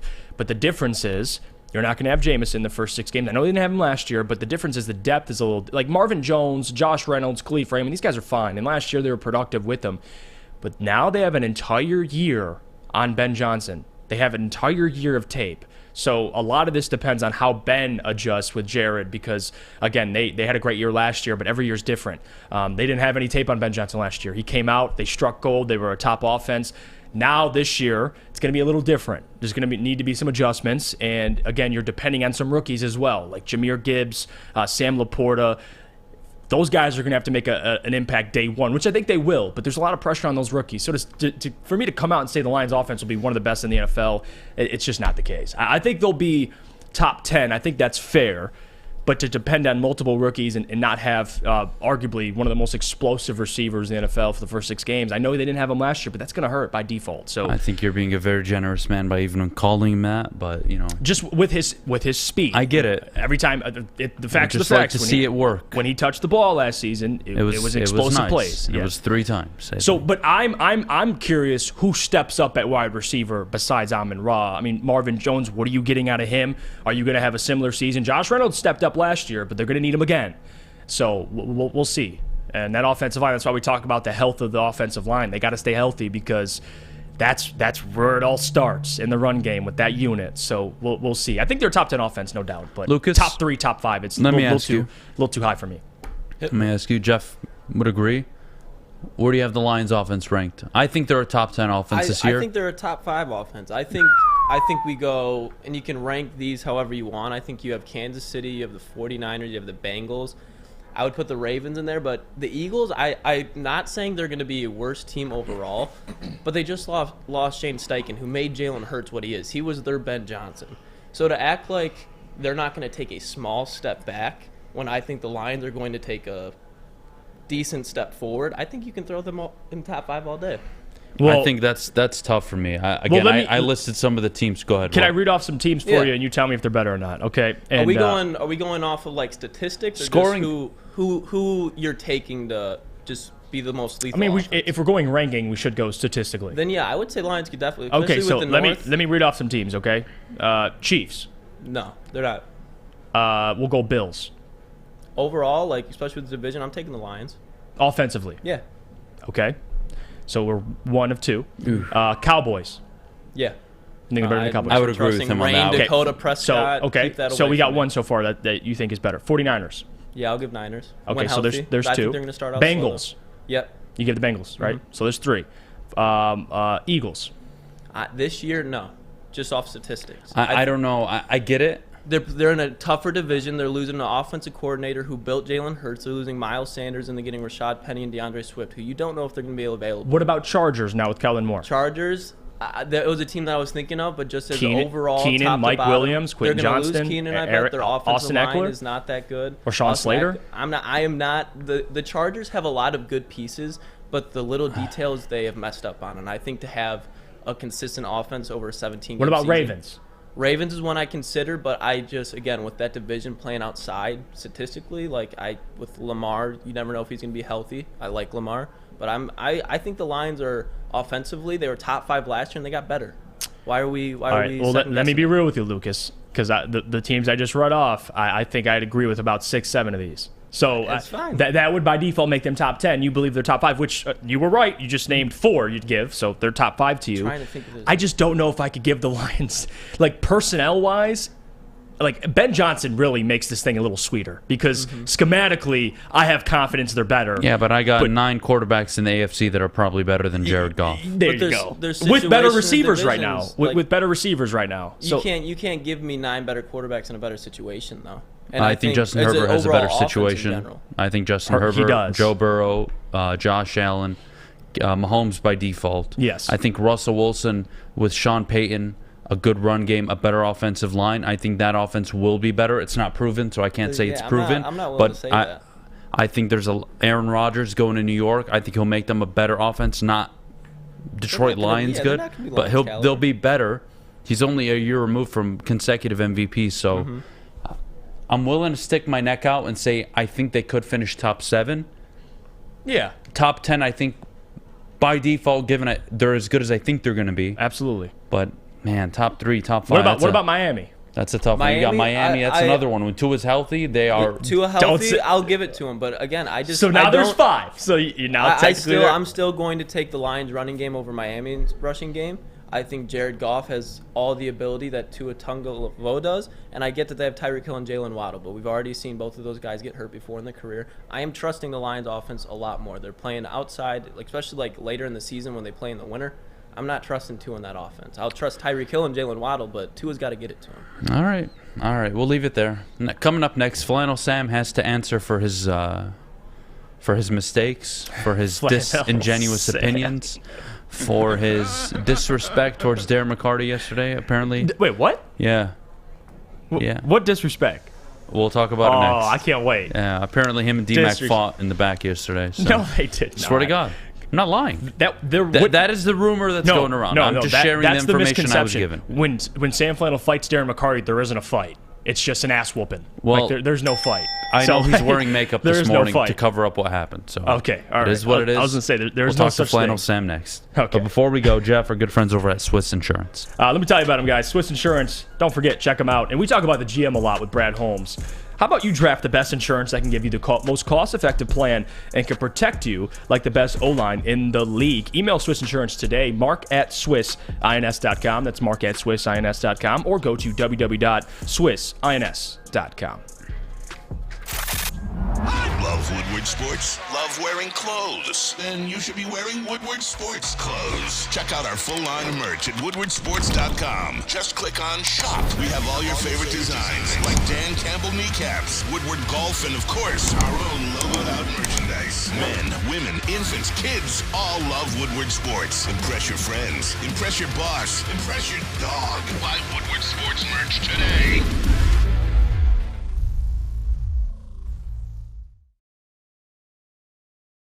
Big Boy Strawberry Fest has officially arrived, and we're here to show you the very best flavors of the season. Satisfy your sweet tooth with our deep-fried vanilla Oreos, strawberry hot fudge cake, and a slice of our classic strawberry pie. But that's not all. Cool off on a refreshing summer splash salad, or savor the flavors of our chicken Caesar wrap and strawberry bacon chicken wrap. And for breakfast lovers, don't miss out on our strawberry hotcakes or our mouth-watering red velvet waffle. Strawberry Fest is something for everyone. Celebrate the sweet season with us at Big Boy. The only sports network in Detroit that starts with a W. You know, because we win. Woodward Sports, Detroit's winning sports network.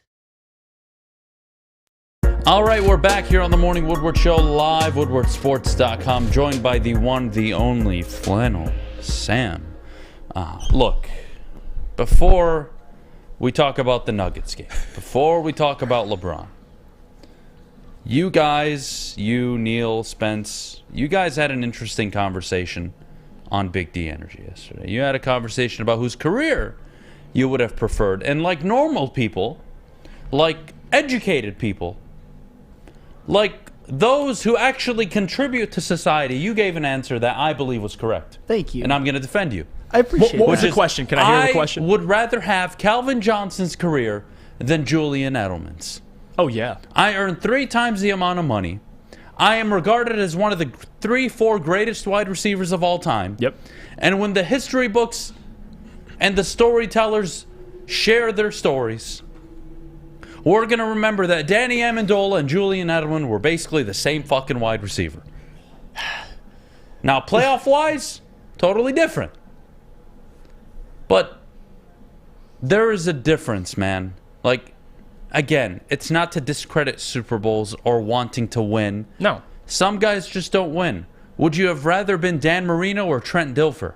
Well, that's what we're doing here. But there's the difference, is you're comparing quarterbacks versus wide receivers. Like, that's why I hate the Super Bowl with wide receivers. They play a dependent position. Like, just because Calvin Johnson didn't win a Super Bowl doesn't mean he was bad. The guy was still putting up numbers. He just wasn't in a great situation. Like, if you swap situations, what's going on there? You put Edelman in Detroit, you put Calvin with the Patriots. Like, yeah, that's I'm why sorry. The wide receiver thing I don't like. Quarterbacks is fair. Like, this quarterback won this many Super Bowls, this quarterback didn't, but wide receiver, that's a stupid Why would I not want to be Calvin Johnson? Give me Calvin Johnson. Literally, you call me Yes. Megatron. I'm one of the greatest wide receivers in NFL history. I have the NFL record for most receiving yards in a single season. I moss people 2 times a game. I'm famous for catching the ball over 3, 4, 5 people at a time. Yeah. Hell, I introduced putting 2 corners on you at the goal line. Like, I mean, I get wanting to win, and that's so important. Mm-hmm. But would I rather be Connor McDavid or the fucking third-line centerman that won the chip last year with Colorado, right? I mean, I don't get it. If you want to say that your sole objective is to win, yeah, okay, I guess you can say Edelman, but whose career would you have rather had? Right. No, it's for me, it's Megatron Flan. So I just wanted to defend you because I know Darren came at you yesterday. Oh, yeah, and by the way, didn't Calvin Johnson in 2 career playoff games have 17 catches, 296 yards, and 2 touchdowns for an average of 8.5 receptions, 148 receiving yards per game? That's just, was it Calvin Johnson's fault that he didn't have? Did you just look at that stat line? I mean, I've known it for a while this thing, now. He just okay. Well, that's impressive. But yes, Look it up. you're right. No, it's factual. That is absolutely factual. And Julian Edelman, by the way, 0 Pro Bowls. That's also factual. Yeah, I'll take career accolades, especially Here, at that I'll position. do you one better. I'll do you one better. We want to talk about all-time greats compared to just a guy that was very good in the playoffs, had some good regular seasons, but was never considered the game's best. What about LeGarrette Blount? What about LeGarrette Blount? Oh, don't go there. Honestly. Yeah. Why don't we talk about him enough? Multiple Super Bowl champion, multiple-time Super Bowl champion, 6,000 career rushing yards, had 2 1,000-yard seasons, 3 700-plus yard rushing seasons, had an 18-touchdown season in New England, won multiple Super Bowl. Why not LeGarrette Blount? I mean, would you rather have Barry Sanders? I was going to say the same thing. Would you rather have LeGarrette Blount's career or Barry Sanders? For some reason, I think the answer would be in this chat 100% Barry Sanders. But for some reason, there was a big contingent of Julian Edelman people in the chat, in the BDE chat yesterday. I suppose Julian Edelman won a Super Bowl MVP, but you're right. LeGarrette Blount had 1,000-yard seasons. LeGarrette Blount had elite playoff runs for both the Eagles and the Patriots. That's not... I'm just saying. And Barry Sanders also had a playoff game in which he rushed for negative yards. That's why I hate the it's like NBA too. Charles Barkley or Robert Ory. Like, give me Charles Barkley. Charles Barkley. Like, are you kidding me? I get to make hundreds of millions of dollars, and I'm regarded as one of Charles the best Barkley at or my Paul craft. Yeah, give me Charles Barkley. No, seriously, that's a better conversation to have, I think. Charles Barkley or Pau Gasol's career. I'd actually rather have Pau Gasol's career because he's a Hall of Famer. You were the 2 with Kobe, 2 championships. You got your your jersey, retired in the Raptors in L.A. I mean, that's an equal. Well, I guess to me, you have comparing with Calvin to Julian Edelman is such a joke. And with Pau, it's different because he's, I guess, worldwide. He has more accolades. I mean, he played in Olympics. Like Pau, in terms of basketball, has more accolades. So that's a little different. But still, yeah, if you want to go Pau, that's fine. It really depends on what your motivation is. Would you rather be Julian Edelman for the Super Bowl rings, or would you rather be regarded as one of the best at your position, arguably the best? I'll take the best. I'm out for being great. Yeah. Julian Edelman was great in many playoffs. Hell, he's a Super Bowl MVP. Julian Edelman was one of the most reliable wide receivers that Tom Brady has ever had. And especially in the postseason. He was an excellent wide receiver. But when we're comparing careers, it's not even close. No. It just isn't. Not even close. And the only thing Julian has is the playoff success. Nothing else. Nothing else. So I just wanted to defend you on that, Flannel. But other than that, moving on. What the hell happened last night? I'll let you go. I'm not even going to say anything. And I already got everything I had to get out, so I'm curious. Well, in the fourth quarter, first of all, Jamal Murray seem like he couldn't miss a single three-pointer. Anthony Davis had one of the worst playoff games of his career. No one's surprised, though. Game 2. Oh, my goodness. Here we go again with the whole Anthony Davis slander. And I get it. He was very, very bad last night. But I know there's going to be a lot of people out there that use that as a reason to just tear down the man's whole career. May I remind you that in his playoff career, Anthony Davis gives you an average of 26 and 11 on 53% shooting. He's an objectively excellent playoff player, and a championship run in which he gave you 28, 10, and 4 on 57% shooting and 38% from 3, in which he was the number 2 on a championship team in 2020. I'm not defending what Anthony Davis did yesterday. Not at all. It wasn't good enough. They wasted a game in which Rui Hachimura played out of his mind. But that was a game that the Lakers really could have used. They really needed to have. It was a game where Jokic was inefficient even. Rui Hachimura and Austin Reeves gave you good games, and it was honestly LeBron and AD who played less than their expectations. But to be fair, LeBron is in year 20 at age 38. The standards that he is held to are standards that which we have never seen at someone at this late stage of their career at his age, and what he has been doing already is unprecedented. So just remember that before all of you guys come at me in the chat today and on BDE. Flannel, I said two things, and I want to know if you agree with them, okay? First of all, I think the Lakers aren't a championship team, but they play championship defense. Would you agree with that? Mostly because of Anthony Davis, yes. Okay, cool. And then the second, no, seriously, Anthony Davis is easily the best defensive player in the playoffs right now. It's not even close. We got to get to AD in a second. But okay, we'll do that after because I have to go to break in a minute. But the second thing, Flannel, that I thought was really important was last night was really depressing because I watched LeBron, like, he was old. Yeah. He had no legs under him, missed easy layups, missed a dunk. I mean, he couldn't shoot the 3-ball. Like, I was just thinking, and I brought this up earlier, like, what if Jordan got the Wizards, to the Eastern Conference Final? Let's say they lost in 5 games, and he looked like LeBron did last night. Like, that would leave such a weird taste in my mouth, remembering him, you know? Not that I will this way with LeBron, but seeing him play that bad, like, I watched him go 9 for 13 from the field. Like, just get to the basket. Nobody can stop you. Yeah.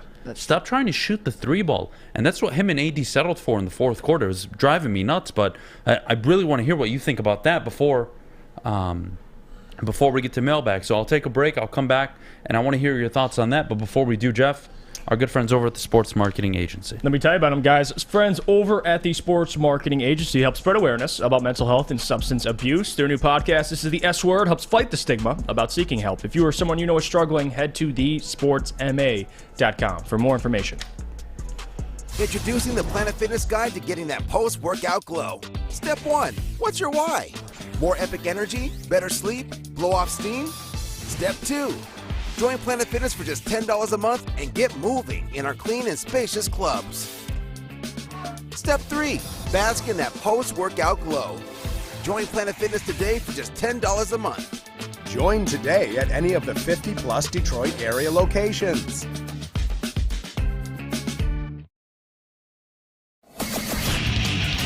Get a shot up. This is for the win. All of Detroit's sports teams live on Woodward.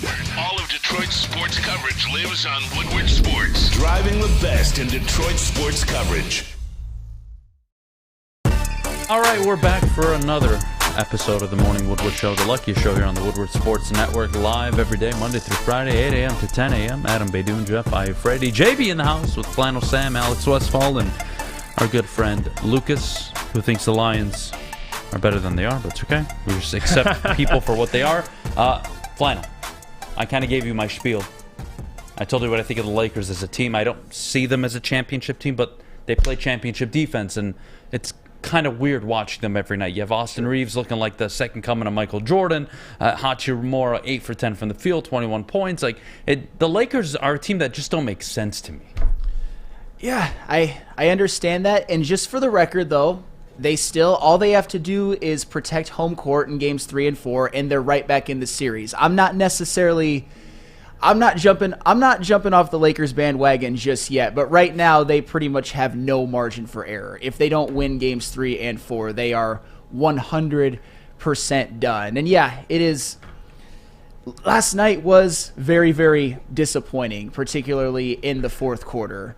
But at the same time, I will go back to this. Jamal Murray went absolutely nuclear in the fourth quarter. And if it wasn't for that, the Lakers probably still win that game. Yeah, So, and I want to bring up the AD thing because, and I got to give you the update here, Sam, with AD, because we talked about this actually when you were on the show, I believe. AD, I get what you're saying, totality, right? The statistics measured across all playoff games he's ever played in, pretty good stats. Pretty good. But you can't deny good stats. Even in odd games, though, Sam, you can't deny it. AD is awful in even games. Right now in the postseason, he's averaging 15.7 points per game. Defensively, he's been solid. I'm not going to argue with you. But offensively, even games, 15.7 points per game, 43% field goal percentage. Odd games, 28.8%, 57% from the field. And that's a good sample size so far, Sam. I understand. So inconsistency, by default, he's inconsistent this postseason.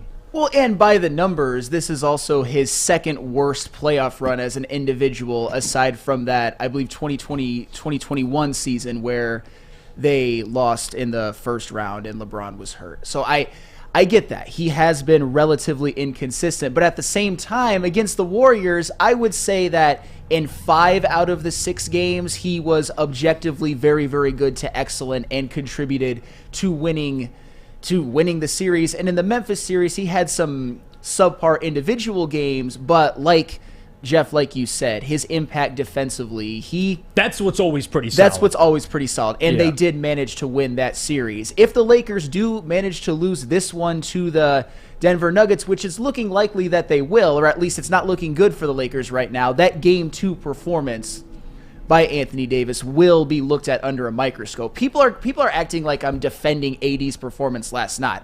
I'm not. I just think people are taking this as an opportunity to take pot shots at his entire career, and that's a little ridiculous. And this is my frustration, because I actually have sided with you for the most part with AD in terms of what he is all time, because I think people disrespect AD in terms of what he's one of the most skilled big men I've ever seen, at least. Yeah. Now, injuries have been big with AD and being available, but when he is available, what frustrates me is this.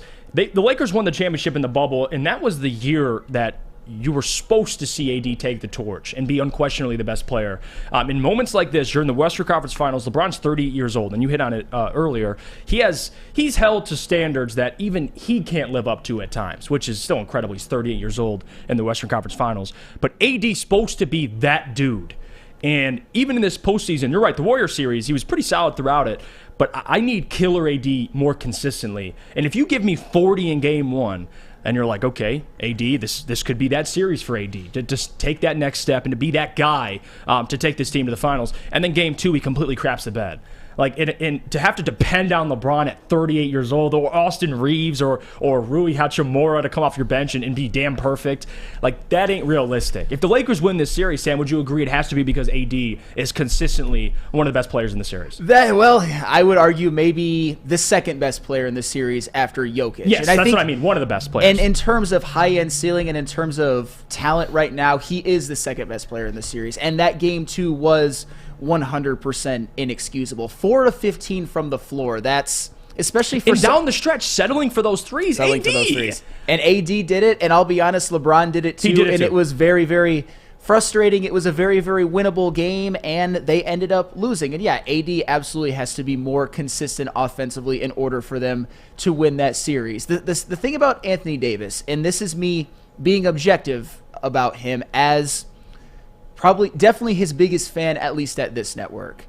At the very least, he did show up in the 2020 playoffs, and the LeBron and AD duo did win a championship with them both playing objectively excellent, LeBron winning a Finals MVP. Right. But when it comes to passing the torch with AD being their best player, he certainly is the most talented, and he can give you gaudy stats, great games in spurts, but what AD is at his ceiling is one of the best number 2 options, at least in a vacuum, you'll ever see. Which is sad because his talent, he's not a number 2 option. Yeah. Like if you're giving me 28, 13, and 3 blocks, like yeah. you should be a number 1 option. But sure. that's the case we're in. Even LeBron at 38, he seems sometimes he's the number 1 option. Well, look, I want to butt in because I want to ask you a question. I brought this up earlier, Flannel. Nikola Jokic. When I think of unicorns, he's truly becoming one. I don't recall a big man ever being able to do everything he's able to do. And then I took it to another level and I said, well, since I was born, because I'm only going to go based off what I've seen, who have been the players, superstars, that have just been the easiest to build around? Like you have them and you just win. Tim Duncan, Shaquille O'Neal for that 4-year stretch was unbelievable, unstoppable. Oh, yeah, 100%. Tim Duncan, Shaquille O'Neal, Kobe Bryant, maybe he's borderline there to me, but tough for me to leave Kobe off that list. You have Steph Curry, Nikola Jokic, LeBron James. I'm missing someone I said earlier, but the point was he's entering a point where if he can get to the finals, he will be the finals MVP if they win that series. Nikola Jokic, you think of AD as one of the greatest centers of all time. If Jokic continues this run, which, by the way, he has 7 triple-doubles, only Wilt has had more in a single playoff stretch ever, we have to start talking about Nikola Jokic as not only the best player in the NBA, but now legacy talk. How can he get to becoming the 5th, the 4th, the 3rd best center, potentially, of all time? Because he's got the unicorn status, right? Kareem had the hook shot. Shaq was just the most unstoppable force. He's got something about him. I'll tell you what, if Nikola Jokic wins the Finals MVP this year, that'll give him a Finals MVP, 2 regular season MVPs, and also the factor of he is the best passing center of all time. We've never seen anything like him. He is already a top 20 player who has ever lived. Already, if he wins a Finals MVP this year. And then if he gets that, then you can see the pathway to him maybe passing a guy like Hakeem Olajuwon down the road, or even Shaquille O'Neal. And then he's already right up there with guys like Giannis Antetokounmpo in terms of legacy. Maybe even a guy like Kevin Durant, a Dirk Nowitzki. He could eventually enter that top 10 and certainly already enter that top 20. The only thing that's preventing him from being up there already is obviously the Finals MVP, which I'm talking to the hypothetical in which he wins it, and the fact that he's only made 4 first-team All-NBAs. He hasn't had as many peak seasons. But if he keeps it up, maybe gets another MVP. Well, he's just entering now, you could Absolutely. argue, right? Yeah, absolutely. Yeah. So this is his 3rd peak year, right? He's had the 2 MVP years, then this year, which should have been his 3rd, but whatever. We felt bad and gave it to Joel Embiid. But we'll take a break. When we get back, mailbag time. Let's wrap up the show. Let's head into an amazing weekend. I can't wait. I'm so excited, but before we go, actually nothing. We'll be right back. Give us 2 minutes, not even 2 minutes. Give us a minute. We'll be back with mailbag. Start getting your questions in the chat, guys. The sports marketing agency would not be who we are without great community partners like Higuera Health and Carol Zaniga. It's an awesome opportunity to partner with your organization. Higuera Health is a comprehensive behavioral health organization. We serve children through older adults with mental health, substance use, and developmental disabilities across Western Wayne counties, and really excited to now be in downriver communities as well. Give us a call at 734-458-4601. It's a great day to get some Centron in your life. Okay. There it is. Centron, here we go. Gotta grab the cranberry. Oh wait, it's 2 for $4. Got to double up with the classic as well. Centron World, baby. Centron, available at select Krogers, and if you want to know how, go to @centronworld.com. You get dope like me. You know what? Why wait?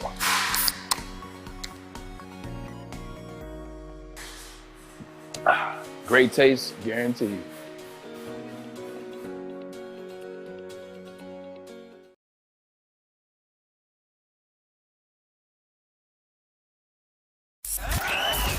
We are the network for Detroit by Detroiters. Welcome to the Woodward Sports Network. All right, we're back here on the Morning Woodward Show live, woodwardsports.com. Adham, Beydoun, Jeff, Iafrate. Let's get to mailbag. Adham, day-to-day Beydoun, who are you picking to win if the Nuggets and Heat are in the finals? That's a tough one, but I'd go with the Nuggets, and I think they just have a little bit more. I think it's Jimmy Butler and company. I think you can say definitively with the Nuggets, it's Jamal Murray and Nikola Jokic and company, and a Michael Porter Jr. and a KCP. I love Denver. I just think they've shown you how to build around your star player. I love it. Yeah, I can't do it. I can't hop off what I picked. Lakers, no, it's not about picking. It's just in that scenario. But I want to be, because I have to watch. I'm kind of talking out of both sides of my mouth here. Lakers still in 6. If the Nuggets win, they're winning the whole damn thing. They are. They're winning the whole damn thing. Nuggets are a good team. Fair enough. Fair enough. Zoe won when... Wait, what? Excuse me. Zoe won when Shaq was there. Zoe. Who's Zoe? Alonzo Mourning. No, not shut the hell up, Lucas. Zoe. Isn't Zoe the dude from Memphis? Zach Randolph? Big Zoe, isn't that what they call him? No, it's Zebo, but Zebo. I don't know. I was close. I knew it started with the fucking Z. I don't know who Zoe is. Yeah, Alonzo Mourning. Oh, yeah. Alonzo Mourning. That's right. God damn it, Adam. How do you forget? Steven asked mailbag last year, the Lions defense struggled against big receivers, big tight ends, QB scrambles, and stopping the run at times. Are there concerns for this with the 2023 defense? We'll see. We'll see. I expect them to be a top 18 defense. Anything short of that, I'll be disappointed. Adam, would you have lasted 50 days in World War II? I'm going to say no. Yeah, I'm going to say no, too. I'm pretty sure I die. You know, I can envision my death being one of two things. I jumped off of one of the boats in Normandy, and I drowned because my shit was too heavy for me, or I just got shot the second I got there. Okay, well, I'm not lasting. Yeah. No, I don't think I survived. Not many people did. Well, I appreciate the honesty. Well, it's just the truth, man. Adam, if you had 3 nukes to place anywhere in the world, where would they be and why? You don't need I mean, honestly, let me answer this. You don't need to answer this. So, like, right now or just all time, right? Because I'm going to try to prevent stuff if it's all time, right? How about we do all time? I don't. Let's not start all time. anything If now. I had to nuke some places all time, well, then you're changing history, and you don't know how that impacts everything in the future. God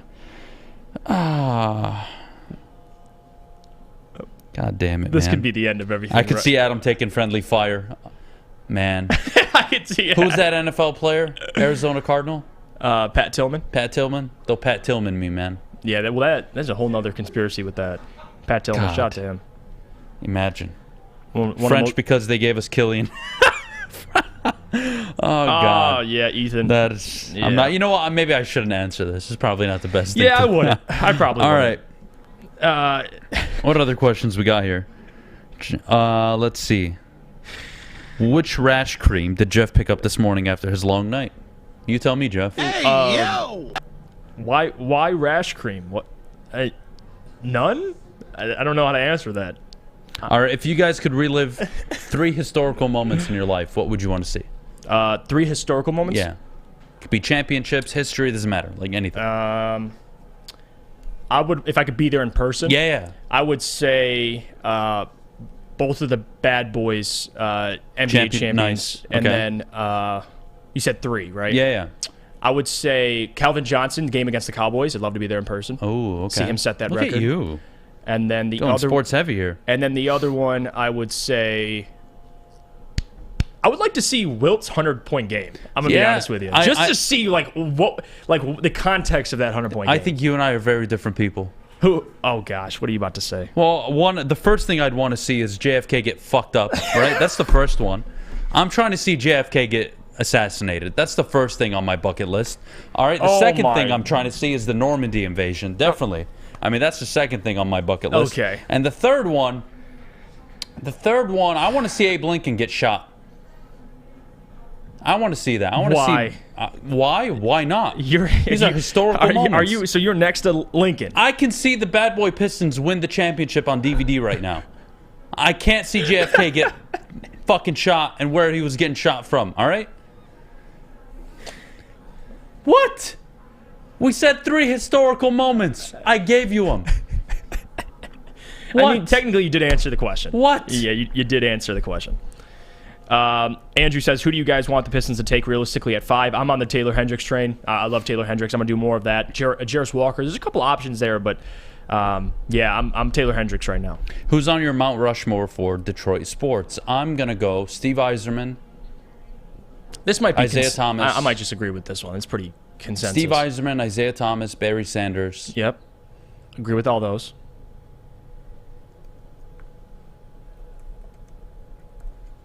It's hard for me to pick a Detroit Tiger because there's too many. Mount Rushmore and go Miggy. You can't. I don't know. You're not going Miggy? No, I mean, you think there's too many. Okay, I agree with those three. And I'll throw you got Miggy K-Line, in there. you got Miggy, you got Ty Cobb, you got Yeah, Justin you Verlander. can do Ty Cobb too. Either That's one. it's very, very hard. Yeah, that's very But hard. those three, I think, are consensus. There's Gordie Howe. I mean, fuck. Yeah. There's Gordie Howe. There's hell, Nicholas Lidstrom. What he did, I don't think he's talked enough about. LK line too. I mean, you got a lot. Obviously, Megatron, just because of his talent. God, Mount Rushmore is hard for me. I gotta go Isaiah. He has to be on there. Isaiah has to be on Mount Rushmore. Absolutely. Barry is expendable. Steve Yzerman. Over Gordie Howe, it's tough. I don't know. Yeah. I don't know, guys. I really don't know. It's so hard. That's so hard. You're in the ballpark. That is so hard. I'm sorry, guys. Jack says, Mailbag Jeff, do you know that you're my favorite Italian? Thank you. I shouldn't be. There's a lot more cooler, famous Italians than me, but appreciate that. Adam, you can actually see the JFK ascent. Yeah, but it's not. No, man. I want to see that shit in person. Like, I want to fucking. You guys ever watch that movie with Adam Sandler where he has that remote and shit? Like, I want to be able to pause right before he's about to get shot. Oh my gosh. I want to go up to this school depository, right? I want to know if the motherfucker was there. And then I want to walk to the grassy knoll, and then I want to look inside the car and see like what's going on. I want to hit play, but at like 0.25 speed, right? He'll get shot. I want to see where else he's getting shot from, and I want to know why the driver didn't fucking start swerving. Just like Click, Adam Sandler. Yeah, there you go. That's the movie. You just sit there with the remote. I just want to watch it over and over and over and over and Well- over again. And I want to know honestly what the hell happened to Hitler. They say he died in the bombing, whatever underground bullshit, killed himself, poison. I don't know. I don't know the stories. Some say he went to Argentina. I don't know. Well, I want to know where he is. If we're going that route, I want to see what happened to Jeffrey Epstein. All right, I want. Oh, that's a bit recent. You know what? Jimmy Hoffa. I think that's a good one. Jimmy right? Hoffa's a good one. Poor fucking Now guy. we're just to this day. We'll Nobody solve knows all these where the hell he conspiracy is. theories. We'll solve them all. All right. Oh God. Adam's analyzing the JFK assassination like an NFL reader. As you can see, guys, you're breaking down we film. got offensive holding over here. To this day. Offsetting penalties. There was a shooter at the grassy knoll and the depository. By default, JFK is pronounced dead.